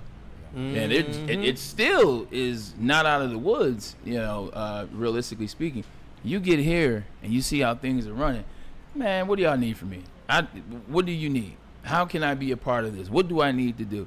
You also take a little bit more disrespect and less money because things are done the right way. Not to put a downer on this whole Lions love fest, because I'm the one who started it, but I would say that there is a slight message coming out of Justin Rogers does a really good job covering the Lions and has for a long, long time. But on his website, he's suggested there is a larger adjustment with John Morton at the helm of the offense than there was before. Knowing that, we're not inside those walls, but how much do we read into that, and how much should we kind of just blow it off as early camp situations that happen often? You and I are on different sides as it relates to coordinators mattering and the people that left and things of that nature. You're on the side that, everything will be fine. This team is good. This team is the best offense, or this is the best talent that they've ever had. Johnny Mo, blah, blah, blah. That's not where I'm at. I'm on the other side. I'm on the side where we will see. I believe that this is a good team, but I don't know what the response will be to Johnny Mo. Kelvin Shepard, I believe I know what the response is going to be. I don't know on this side of the ball. Why are you so convinced with one and not the other? Because one legitimately is an Aaron Glenn clone in terms of approach to the game, in terms of temperament, in terms of how he talks to players, in terms of what he sees, in terms of how he wants to do things. He studied under Aaron Glenn. He played with Dan. He also played this game, and I talked to him. I can see how he sees things. Like, I believe in Kelvin Shepard, and I believe in what he can do with what Aaron Glenn started here. With Johnny Mo, I don't know. Offense is a different thing. Like, I think people are so dismissive of what Ben Johnson did here. I understand you don't like him. I understand he left. I understand that he sabotaged you by starting Dave Montgomery. I will never let that go. I will never let that go. I understand all of this stuff. I understand it. But I understand that what he did in the last 2.5 years as an offensive coordinator, he arguably was the best coordinator in the NFL. You cannot understate that. So you cannot say in one breath, man, this guy turned this team around, broke all type of NFL records with this current roster I give you. Yeah. He did all these things and brought you to this place that people are talking about you to, they'll be fine with Johnny Morton because he was here in 2022 when they were kind of putting things in. It ain't that easy. I've been in this league. I've seen coordinators that were brought from within or had a little bit of relevance to what a situation was, and it didn't work. Yeah, it's not that I don't think he was important by any stretch. I thought he was ingenuitive. Yeah. I thought he was a key part of it. I just say what my comment was, I'm worried more about losing Ragnow and Kevin Zeitler than I was Ben Johnson. It's not that I don't think he was important, and it's not that I don't think that he was relevant and that the team thrived. I mean, it's not just franchise records. They set some NFL records with him. I think he's fantastic. I'm not holding it against him that he went to Chicago. Yeah. I said 2 years ago I thought Chicago was the perfect fit for him. I didn't blame him for turning down Carolina. Chicago makes a ton of sense because they got a good running back, they got good wide receivers, they got a franchise quarterback. I was talking about the fan base. My apologies. No, it's okay. I don't fret over that. I just think with John Morton, with the players, the talent that he has, right? Maybe I'm making too much of it. The talent on the offensive side of the ball is so strong that he's got to really not know what the hell he's doing in order to screw it up. Let me ask you this question. Okay. 2002. I'm always go back to this because it's a comparable example. Okay. Philadelphia Eagles had the same talent that they had. They went to the Super Bowl. They lose to Patrick Mahomes. Jalen Hurts outplays Patrick Mahomes. Right. Andy Reid, that's different. They come back that next year. They had the same talent. They didn't have Shane Steichen, but they had the same talent, and they looked completely different. Running back is, I will say that, running back, Miles Sanders goes to Carolina, so I understand that, and then they bring in Saquon Barkley. But that's a big deal. Yeah, that was a big deal. But you're right. But no, I'm not dismissing that at all. I think there's going to be an adjustment period. I don't think they're coming out of the gate averaging 33 points per game.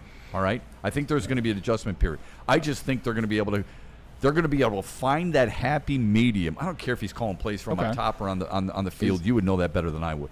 I just think they're going to find a happy medium, and I think this team's going to click offensively. I agree, and I think it happens late. I've said that. I think the Lions I don't want to say it too early. We'll talk about, what our predictions are as we get close to the season. That's always fun. Who's going to do what?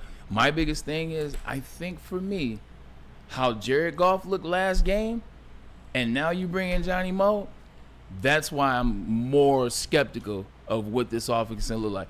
If Jared Goff didn't go out there and throw 4 interceptions and have 5 turnovers, and he played well and they lost, all right, well, Jared Goff is boom, boom, boom. He's fine. He's been here. It's cool. He knows Johnny Moe. The system will be fine. Jared Goff play like that, and now you're telling me you got this new offensive coordinator and you're trying to relate it to, he was here in 22 and he knows some things. I got more questions. I'm more skeptical about it going back to what it was last year. Fair enough. Yeah. It does. Correct me if I'm wrong here. I think it does help that he knows the personnel. Yeah, he knows how to use them, 1,000%. right? And I've probably given too much credence to the fact that he was pretty good for Denver last year in his role on that offense. How much was him? How much was Sean Payton? I don't know the answer to that. But he's not dressing there just to model coaches' apparel. So there's some type of give there. But there is some concern based on what Justin Rogers is reporting that the adjustment has not been as smoothly as you would think. Yeah. How much should we be concerned about that? It takes a second too. I know they've been in camp now 2.5 weeks. It still takes some time. Defense is going to be easy because they're comparing it against the defense. They're comparing it against the competition and the levels and how a defense look versus how the offense look. Defense always looks better than the offense in the first part of training camp. You got a new coach. You got a couple new players. You have new offensive line. You're implementing timing. You're implementing this, the snap, the quarterback center exchange. How fast is that? How was the difference in what it was last year? It takes a second. And then people get frustrated. When people don't get things right away, Amon-Ra St. Brown is frustrated. Amon-Ra St. Brown is an all-pro wide receiver 2 years in a row that's operating or has been used to operating in an easy space.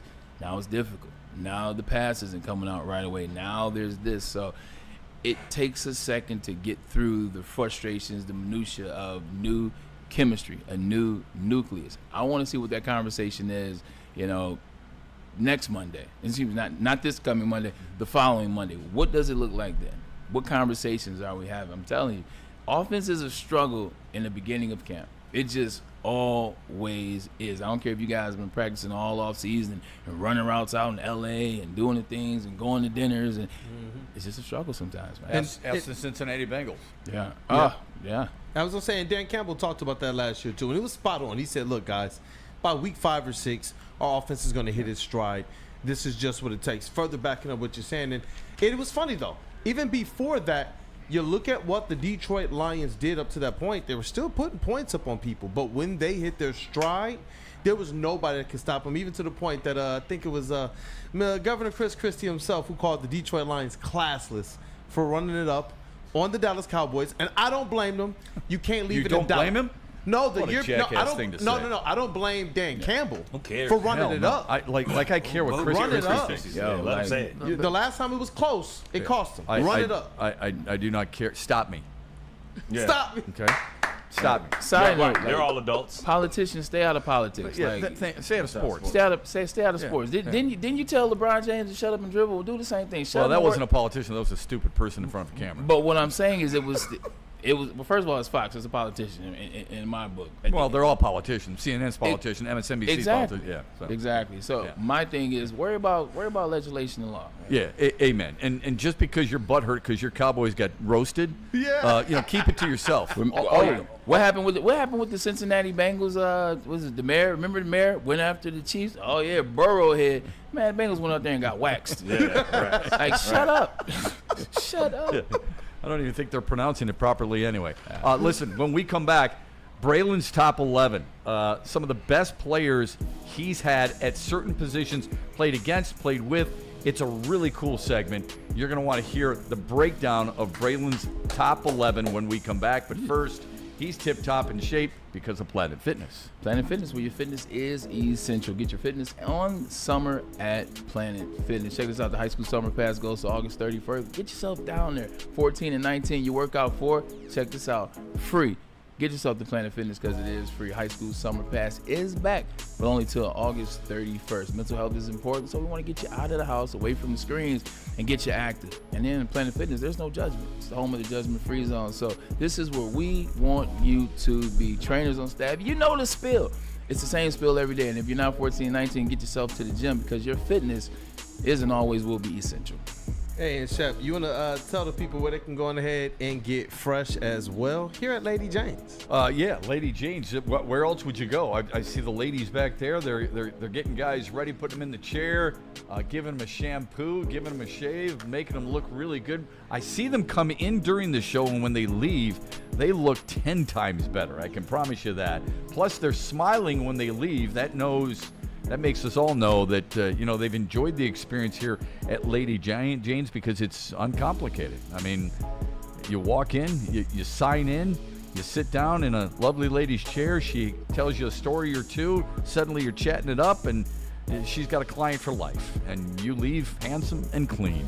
Lady Jane's, open 10 till 8, 7 days a week. Walk in anytime. It is wicked awesome. Walk into any Lady Jane's Haircuts for Men today. Open 7 days a week. Sit back, relax, and enjoy precision haircut, scalp massage, hot leather neck shave, and hot towel treatment from one of our talented stylists. Step up your game this season and take advantage of our $20 haircut special. Scan the QR code and get your coupon today.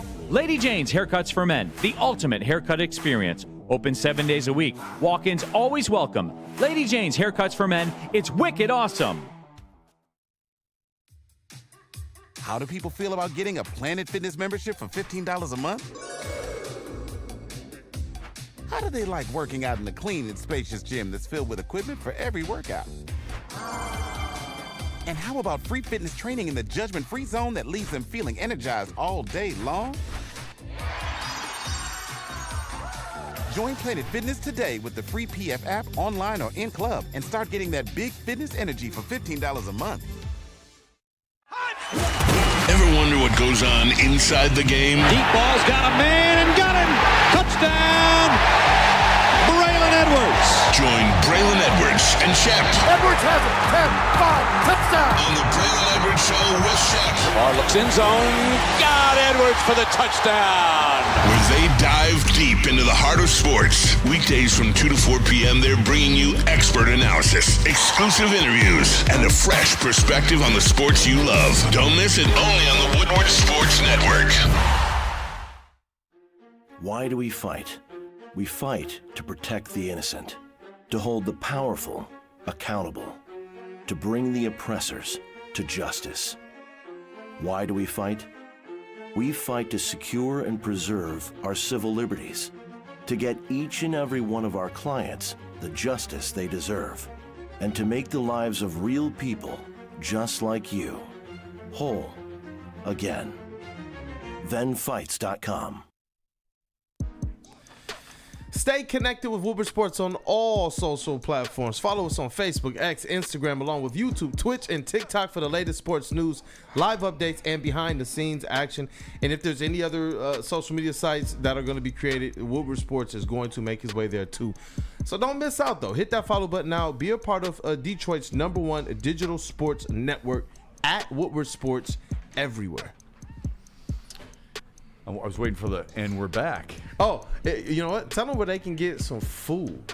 Oh, man. That buddy. Are you kidding me? You always want me to talk about food, and then I get really hungry, and then Ricky looks at me cross-eyed and says, I'm hungry too. And Always. You know, we have to talk to the people in the back to get Buddy's Pizza on this show. Shep deserves it. Hold on a second. In the words of Bob Seger, shit, I've known that for 10 years. Yeah, I've been asking you for that since I've been on the show. Yeah. I still don't see a box of Buddy's Pizza here. I mean, Buddy's Pizza right now, they've got it all for you. They've got the new barbecue brisket pizza. They've got the barbecue chicken salad. They've got refreshing Buddy Brew and summer shandy. Oh, snap. And they've got the super summer sundae. That's what Ricky would go for first and foremost. He would bypass the pizza, Forget the beer. You would be all over that summer Sunday, all at your neighborhood Buddies or at buddiespizza.com. Don't forget, Buddies is more than just pizza, too. Their new smash stacks, that'll make you hungry, and burgers done in Detroit style, square slice, smash stack, full flavor. You want it, they've got it, only at Buddies, buddiespizza.com. I'm hungry. Hey, and we back. It all looks good, doesn't it? It all looks really, really good. All right, let's get to the Braylon 11. Fired up about this. A lot of times what we're going to do is we've got the Braylon breakdown, and it makes a lot of sense because he's able to grasp some things that have been done at practice and then show you why they may have been successful or why they may have not been successful. Don't know if we'll have time for that today. May have time for that tomorrow as we get you ready for the Lions and the Falcons in preseason game number 2 for Detroit, number 1 for Atlanta. So you'd expect Detroit's offense to be ahead a little bit, but we've got Braylon's 11 here. Explain the concept of Braylon's 11 for the folks at home. We're just having a conversation. Everybody's doing these lists nowadays. The best, all-time Lions team, all-time Packers team, the best NFC team all time. So I was like, we look at some of these guys I played with. We sit on the show, we mention some people. There's a lot of Gold Jackets I played with. So I thought it would be interesting. Who would be the starting offense of players that I played with, starting defense, etc.? We'll start with offense today. Excited about this list. Here we go. Let's get it rocking and rolling. Now we're doing this individual, or we just going to put it up like this and I just talk about them? Yeah, we can put it up on the back wall. Okay. I'll reveal it when you say so. All right, cool. You said what? I'll reveal it when you say so. Oh, okay, I got you. You got individual players too? Oh, no. I'm going to put the back wall up when you're ready. Oh, because we got the one shot on you right now. Let's get this thing going. We can put the back wall up now. And I'll just explain how I got to what I got to. Now, wide receiver, it was easy. I had to put myself in there, duh. But number 2, and this is two things. It is with a Seattle uniform. That's interesting. It is, but you got the Jets up there at the very top. Yeah. So I'm not mad. It is what it is. I'm just wondering where you made your mark. Do you think it was the Cleveland Browns, the Jets? Yeah, it was the Jets. Back-to-back AFC Championship games. Yeah. It's Come easy. on, huh? It's 100% easy. All right, here we go. Braylon, boom. Me and him may not have seen eye to eye. He was from one D city, I was from the other. We always argued about what the D city was. First of all, it's Detroit. There is no such thing as another D city. It's Detroit. The D is Detroit. It ain't Dallas. But with that being said, Michael Crabtree, you can't negate the hands. The man has some amazing hands. Saw he did in college at Texas A&M. 2 Biletnikovs. So 2 is better than 1. So he got me there. I'll take Michael Crabtree. Other side, Santonio Holmes, my teammate with the Jets, Super Bowl MVP, one of the most underrated Super Bowls ever. The Cardinals and the Steelers. He was MVP of that. That drive. I actually hosted him at Michigan, and obviously he chose to go to the other school. So I think that's the trio. This is the only position that there's no yellow jackets or there's no elite. Like we were good, but no gold jackets. Was there anybody in there who's the runner-up that you had, or was this a slam dunk? No pun intended. So I got runner-up too. Okay. Also, too, I just like the trio. I think Crabtree is a 6'1" receiver. He does some things in slot on the outside as well. Santonio, speedier guy, clutch guy, if you will. Myself, it's a good trio. Sidney Rice would have been runner-up. Golden Tate would have been runner-up. I debated on Golden Tate. I'm not putting Golden above Crabtree or Santonio Holmes. So Golden would have been waiting in the wings. Antonio Bryant was another one. Another Biletnikov winner out of Pitt. Yeah. He was a beast. We had the same agent saying he's a funny dude too. So those were the runner-ups at the wide receiver position. But this is the trio that we got. Yeah, I like it because you get the big body receiver in you, and which would have been Crabtree, a little bit smaller, but runs the makes right big plays too. Makes big plays. Yeah. And you're right. I think Golden Tate with Detroit was better than he was in Seattle. Agreed. And then Santonio Holmes with the speed aspect of it. So I like how you covered all parts of it, and then you gave us the runners-up, the guys you thought about throwing in there, which makes us all realize, you know what, those 3 are obvious then. Yeah, so it's 100%, man, 100%. I think Golden Tate was better in Detroit because Percy Harvin tuned him up in Seattle, so he had to fix his attitude. Okay. He had to fix his That's attitude. good. It helped to have the guy throwing it to him, too. 100. This is true. All right, tight end. Yeah. Vernon Davis. Love him. Look no further. 4-3 tight end, came out of Maryland. You remember the infamous Mike Singletary, the practice deal. Or, if you don't remember that, you remember him crying after he caught that catch to catch the touchdown against the Saints. I was in that game. I was like, I know you're not crying. But he was a monster. He was a beast. And I believe if Vernon would have got to a different team, different quarterback, different system, Vernon could be, different conversation about Hall of Fame, et cetera. Yeah, I think he was really underrated at the time. Underused, I think too.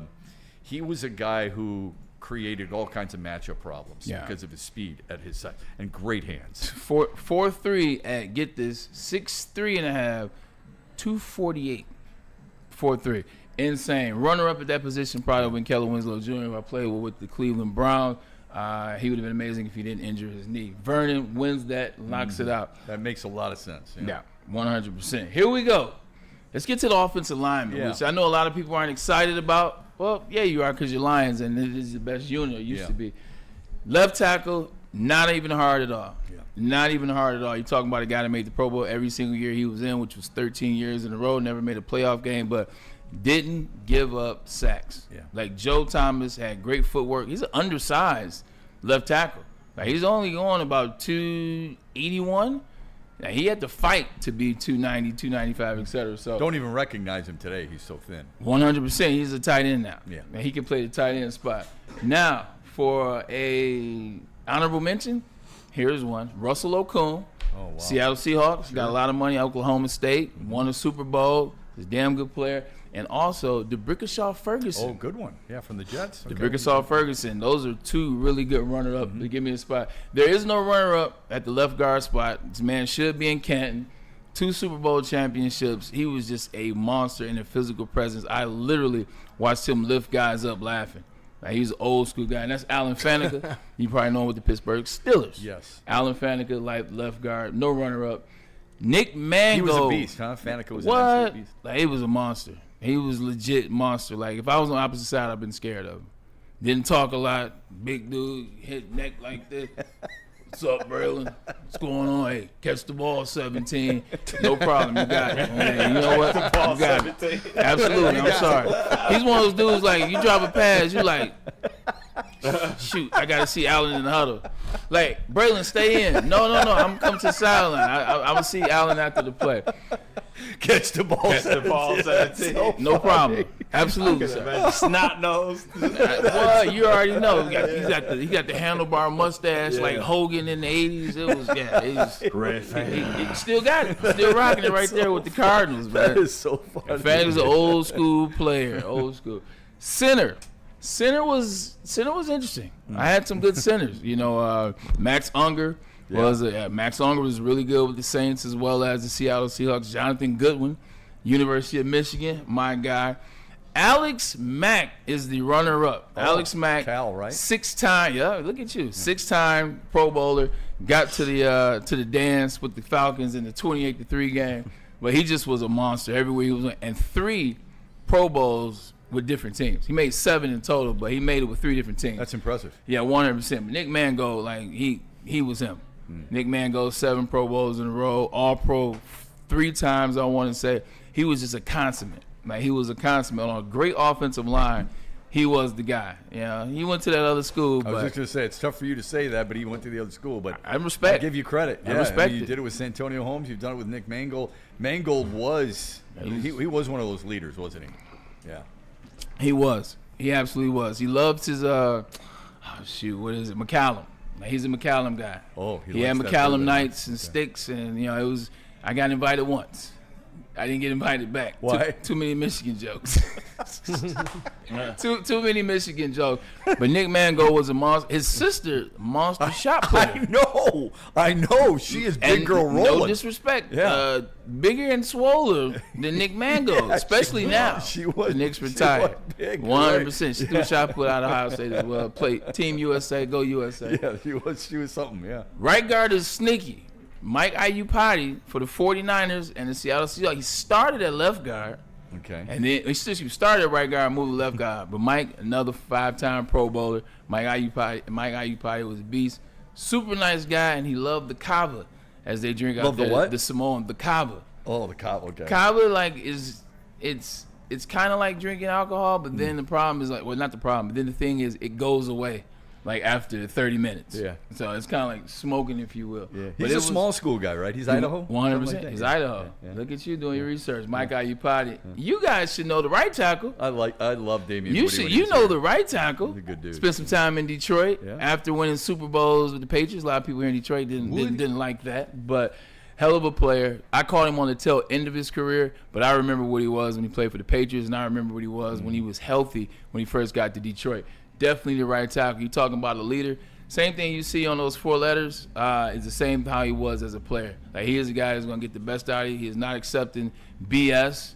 He may not practice much, but he knows how to get. He's a down-to-earth guy, too. He From is. what I remember in covering him 100%. with Detroit. Yeah. Super, super, super, super cool guy. So now we got the wide receivers. We have the offensive line. Let's dive into the quarterback position. Now, you know that I did not play with a lot of quarterbacks. The Cleveland quarterbacks, you got Derek Anderson. No. I love Brady Quinn. He'll be on the show next Monday.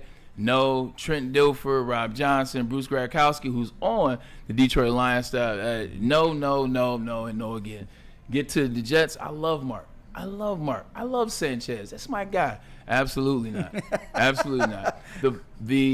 So here's an interesting runner-up. Russell Wilson is the guy. You look at the line, the body of work. 1 Super Bowl, should be 2 if somebody knew how to run the ball. We'll get to that later because he's on this list as well. Mark Brunell was my runner-up. Really? Okay. Because even though I didn't play he's on the Lions staff. Yeah. He's on the Lions staff. He threw my last touchdown when I played for the New York Jets. 52-yard touchdown from Mark Brunell. Him with the Jaguars? If Russell didn't have a Super Bowl win and 2 appearances, I would have put Mark Brunell on here. 100%. Alex Smith would have been 3rd. What I was just going to say, Alex Smith is a pretty damn good player. He wasn't better than Mark Brunell in Mark Brunell's prime. Yeah. Catching it from a lefty and a righty, how different is that? Velocity is different. Like, it takes a second to get used to. Lucky that touchdown was a go route, so the ball's up in the air, it's not a problem. But if it had been a shorter pass, it's just because it's where it's coming from. You know what I'm saying? Like, when I'm catching the pass, say a right-handed quarterback throwing to the right sideline, I can catch it right here. That velocity on a left-hand ball, it comes more like this. Gotcha. Yeah, it's interesting. But Russell Wilson, you saw what he did when things were right with him. I think he's the quarterback for this list. Yeah, not surprising at all, and rightfully so. Yeah, I get it. This was the hardest position, period. The running back? The running back position. 100. You see, if you can't watch, Marshawn Lynch is the guy that's on there. If you do see it, it was tough. I went with beast mode. I'll tell you why after I tell you the runner-up. Runner-up, LaDainian Tomlinson. Now, I know a lot of guys out there be like, how the hell did you choose Marshawn over LaDainian? I'll get to that. LaDainian was 2. I want to say Jamal Lewis was 3 for me. Frank Gore was 4. Wow. And Thomas Jones was 5. Wow. Now you can understand why this was so hard of a choice. Yeah. Marshawn, look, at the end of the day, it's about championships. It's about knowing I can count on the guy. It's about everything. He did it all. Like, Marshawn was a monster. I love playing with him. He's got the greatest run in the last 25 years because I don't want to get deep into it because obviously that's Earl or Walter or Barry. Yeah. But that run he had, just physical, and it's in the big moments. Everybody I name, where's their big moment? Jamal Lewis did have 2,000 yards. But where's their big moment? Where's their playoff moment? I told you about LT. I told you my thoughts on him in the playoffs. Yeah. That wasn't Marshawn. When you need it. You need it on Monday Night Football? Check. You need it on Thursday Night Football? Check. You need it in the Super Bowl? Check. If they give Marshawn the ball, they have 2 rings. Correct. They have 2 rings. Marshawn Lynch, he's the guy. And I saw it. Like, Marshawn was Marshawn when I played with Seattle. Yeah, you're talking about, you're not necessarily looking strictly at production. You're talking, not at all. Not just numbers. There's a combination of everything, and it's who you played with. Like, if people looked at this and said, who's the most talented, you'd probably say LaDainian Tomlinson. Well, it's not even close. Yeah. It's LaDainian. But that doesn't mean that he was the best when you played with him in those types of criteria that you laid out. So I love the explanation of why Marshawn Lynch. He's beast mode, man. How could you not have beast mode on your squad? Yeah. Like, how could you not have beast mode on your squad? Kicker, I'm going with Nick Folk. I'm going with Nick Folk. I know it doesn't really matter to you guys. It really but, doesn't matter. It matters to me. I saw him kick big kicks in the playoffs. I saw him beat the Colts. I saw him beat the Bengals. I saw him beat the Patriots in terms of kicking and being in that space. He played 18 years, and in 18 years, he's 85% field goal kicker. Pretty damn good. Like Stephen Hoskell would have been runner-up. Another Seattle Seahawk. He was 85% over 11 years. Nick Folk was like 84.8 over 18 years. So I went with a hell of a run. It's my kicker, man. It's my guy, my Jet guy. And then the head coach. I know a lot of people hear me come on here and talk about the New York Jets all the time. In fact, a lot of you out there are tired of me talking about the Jets. Get over it. I played for him. So why didn't I choose Rex? Pete's been to 3 Super Bowls, and he cost himself one. It should be 2-3 or 2-1, but he's 1-3. Pete understood it. Like, Pete understood his players. He understood the chemistry. He was the identity for the Seattle Seahawks. He understood when to pull back, when to press. It was fun. And you know what that Seattle Seahawk reign was from 2011 to 2016, the Legion of Boom, headed by defensive head coach Pete Carroll. So I got Pete over Rex because he went to the dance, and he won the dance. How surprised are you that he's back at I'm his not. age? Because the Raiders are in such disarray, or they were. Well, technically, you still are. When you start with the Henry Ruggs situation, and then the Gruden situation, and firing Basasha when you should have kept him situation, like, they are in just a horrible spiral. You gotta hire someone that has been there, done it, that can clean your culture up. He's not the guy that they're going with for the next 10 years. No. He's the guy that they need to add some professionalism for the next 3 seasons, and then they'll figure out who their guy is. So it makes sense in that regard. Yeah, it does, especially when this is an organization that hired Josh McDaniels. I mean, it just doesn't. He just doesn't work. It's pretty obvious. Yeah. Now, if their president of operations would have said what Scott Harris said, I have no problem with it. Right. I would have no problem with him saying about the Raiders and where they are. Oh, sure, it makes sense. Yeah, whatever. Not the Kansas City Chiefs. Yeah, exactly. Or even the Chargers. Yeah, teams that have a legitimate chance at getting there. 100%. Right?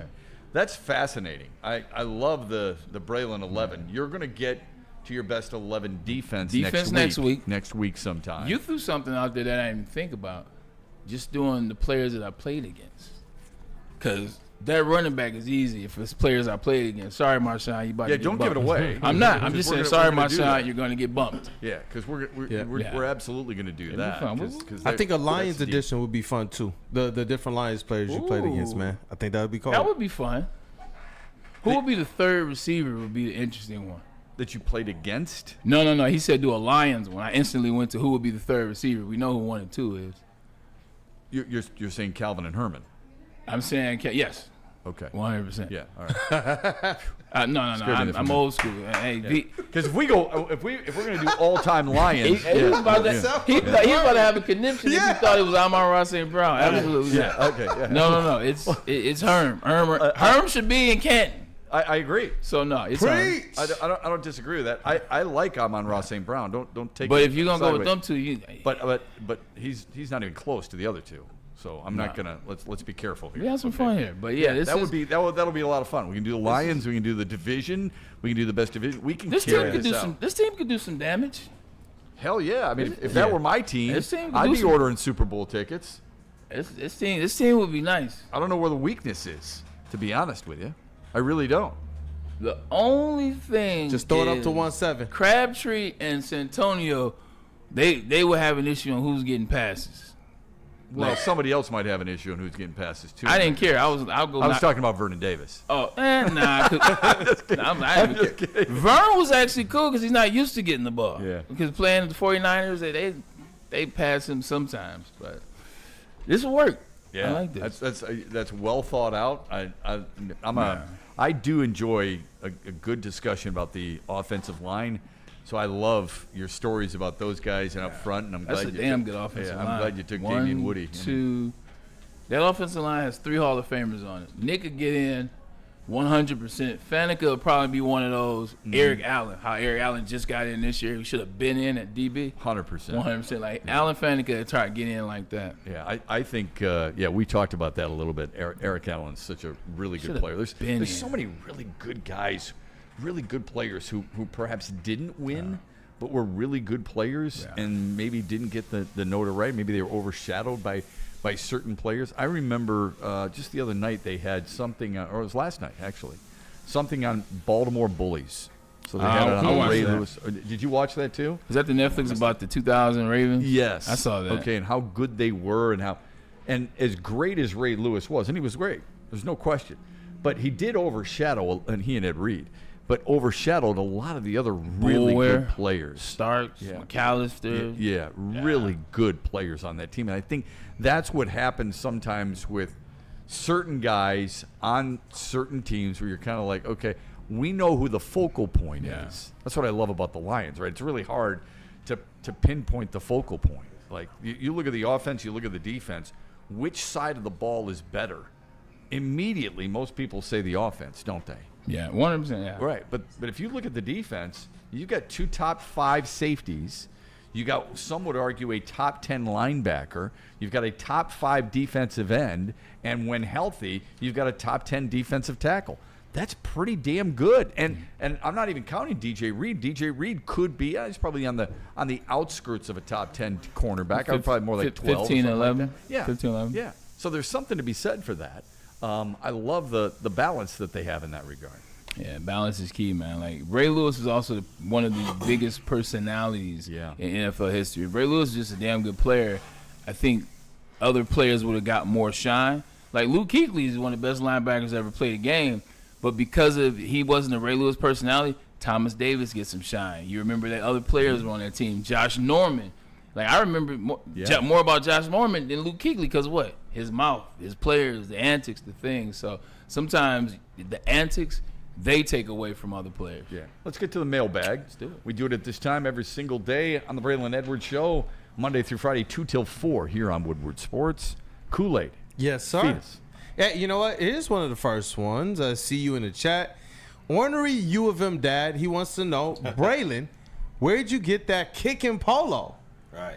That polo is fire, bro. I appreciate it, man. This is a special order. This came from Schembeckler Hall, so I don't know what to tell you on that one. I got this one as a former player. You got to make the team to get that one. Yeah, pretty much. Pretty much. So my apologies. It may be, nah, I'm not even gonna lie. Yeah, you gotta make the team. Yeah. How much swag do you try to get from Michigan compared to maybe your other stops, the Jets, the Browns? Do you have anything in your closet that doesn't have a Michigan, a Jets, a Browns, a Woodward Sports, or a Niners, or a Seattle Seahawks logo on it? I have Lions stuff. Just because I live here and do the show. You got some pretty fire Lions, so I don't mind wearing these short stuff because I'm born here. So I like that. I'm representing the city. Other than that, nothing else. Yeah, everything else is what we. I don't even have 49er stuff. I don't have any Seahawks stuff. No, I don't have no Brown stuff. Yeah, I just only wear Jets, Michigan. Okay. All right, what else we got?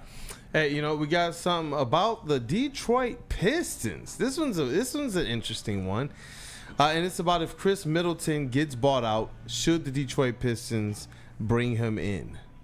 That's an interesting one. Chris Middleton, that retread. Depending on the cost, yes. Ooh. I would say, depending on the cost. We talked about this the other day at the golf outing while Braylon was golfing with Dr. Pierce. Yep. I would. I mean, there's certain guys. Josh Giddey would be a guy I really want. If you're running out of options, I'm talking about if there's no chance you're getting Josh Giddey because it's going to cost you $20 million. I'm talking about one of those situations, a 1-year deal for a big who can shoot it like that, a taller guy, a power forward. If I want to go old school, a power forward type of guy. Yeah, I would probably at least explore that opportunity depending on the cost. Yeah, I haven't seen anything out of Chris Middleton since they won the championship, so I'll pass. Sometimes when you go, if you go to Washington, it's. I do believe you said this, and you've kind of convinced me of it. When you go to a team that has not just the talent, but the winning mentality. Yeah. And the type of, I'll overuse the word, culture, I think that makes a big difference. So I think that something like that could help him. I think it helped Malik Beasley. Yeah. Tim Hardaway Jr., look at what he said to Karis LeVert about the Detroit and the Pistons and how they handle themselves. He said, even when he didn't say it to LeVert, he said it on a podcast. I think that would make a difference. I definitely agree. I don't have a problem with him as it relates to leadership, as it relates to the winning culture. He won a championship in 2022, so all that's fine. He's always hurt. That's about to say. He's always hurt. So now I'm bringing an individual in here, pay him some money. Yes, the leadership aspect, but 82 games, I can't count on him. And then when the playoff comes, when I really need him, he hasn't played. So for me, I would be just too nervous that the pattern that repeated itself would repeat itself again. And the only reason why I would probably take a flyer is just because I do believe the Pistons are at a point where they don't have to depend on those vets as much. If he's cheap enough with a buyout, maybe you take a flyer if he's willing to come here and if the situation here is right. He's 33. I mean, if you're going to take Al Horford. Right, Al Horford. He's older than that. He plays it, but he plays the in a Celtics. lot of games. The Celtics have put him in. Let me not talk about the Celtics. Him. Yeah. He takes care of his body the right way, and you can tell because he's in shape. And you're 19, you're 20. He's played when they've asked him to play 38 minutes. He was able to do that as well. So he's somebody I trust. Now, whether it's fair or not, I don't care what fair is. If Middleton gave you 60 games or so. That's legit. So he's done that more often than not in his career. Over the last few seasons, he's been injured, I believe. Look, let me ask you this. This is probably not fair, but what does end of April? What does end of April look like though for him if he's playing 60 games? Like, how is his wherewithal in the playoff? Yeah. Well, I'm just saying if he was healthy enough and were able to play that many games, I would guess that would be a win for you. Yeah. Do we think, and this is an older body, right? I mean, 33 years old or whatever, and he's played 13 years in the league. Yeah. What about the young guys who are injured quite a bit on this team? We've seen that too, haven't we? Does that concern you? They're young. It's gonna sound crazy. They're young. They're figured out. But he's older. He's always hurt. He's older and he's always hurt. Okay. So the last few years, here. So I just pulled it up. Last year he played 37 games. The year before 55. The year before 33. So that's the last 3 years. That's a trend long enough to make people pause a little bit for Chris Middleton. The year before that, so 2022, he played 66 games. If you played 66 games with this team, not that you necessarily need him. I'm talking about a healthy body who can give you something at a decent price. And that's the most important thing. He can get it efficiently, but you're right, man. It's those injury concerns. But if he can give you those 60 games, maybe even 55, with the back half of the season and the playoffs really what you're gearing for, I'm actually okay with that. And shout out to Jordan from MI. He's one of our supporters at Woodward Pistons, too. Appreciate you. Shout out to Jordan from MI for that. And by the way, when he played 55 games, he averaged 27 minutes a game and averaged 15 points. If I don't need him for 27. That's real. Okay. So if he gave you 15 points per game, I'm just saying. Remember, this is not a guy you're relying on. This is a depth guy. This is completely different than when he played for Milwaukee. When you put it that way, I get a little bit more comfortable. This isn't Tobias Harris last year. When you bring in Tobias Harris, you knew he was going to be example. 30. Okay, and he was going to be a starter. And it's not a Isaiah Stewart type of thing either, where he was vital. When you miss him, we lost a lot in that playoffs, especially going up against a cat. With Chris Middleton, it might be a situation where if that money is right, it's just let's see what we got from a guy who we know is one of the most efficient scorers and ISO scorers in this game. I don't know too many people on our roster right now who can effectively and efficiently put their back to the basket and get a bucket. Chris Middleton has that, and then we already know about it's not the bigs. midi. Yeah, it's not the bigs. Detroit's bigs. It's not. My God! You probably only have one player on the team that can do that. Cade, maybe. I was actually going to say Tobias Harris.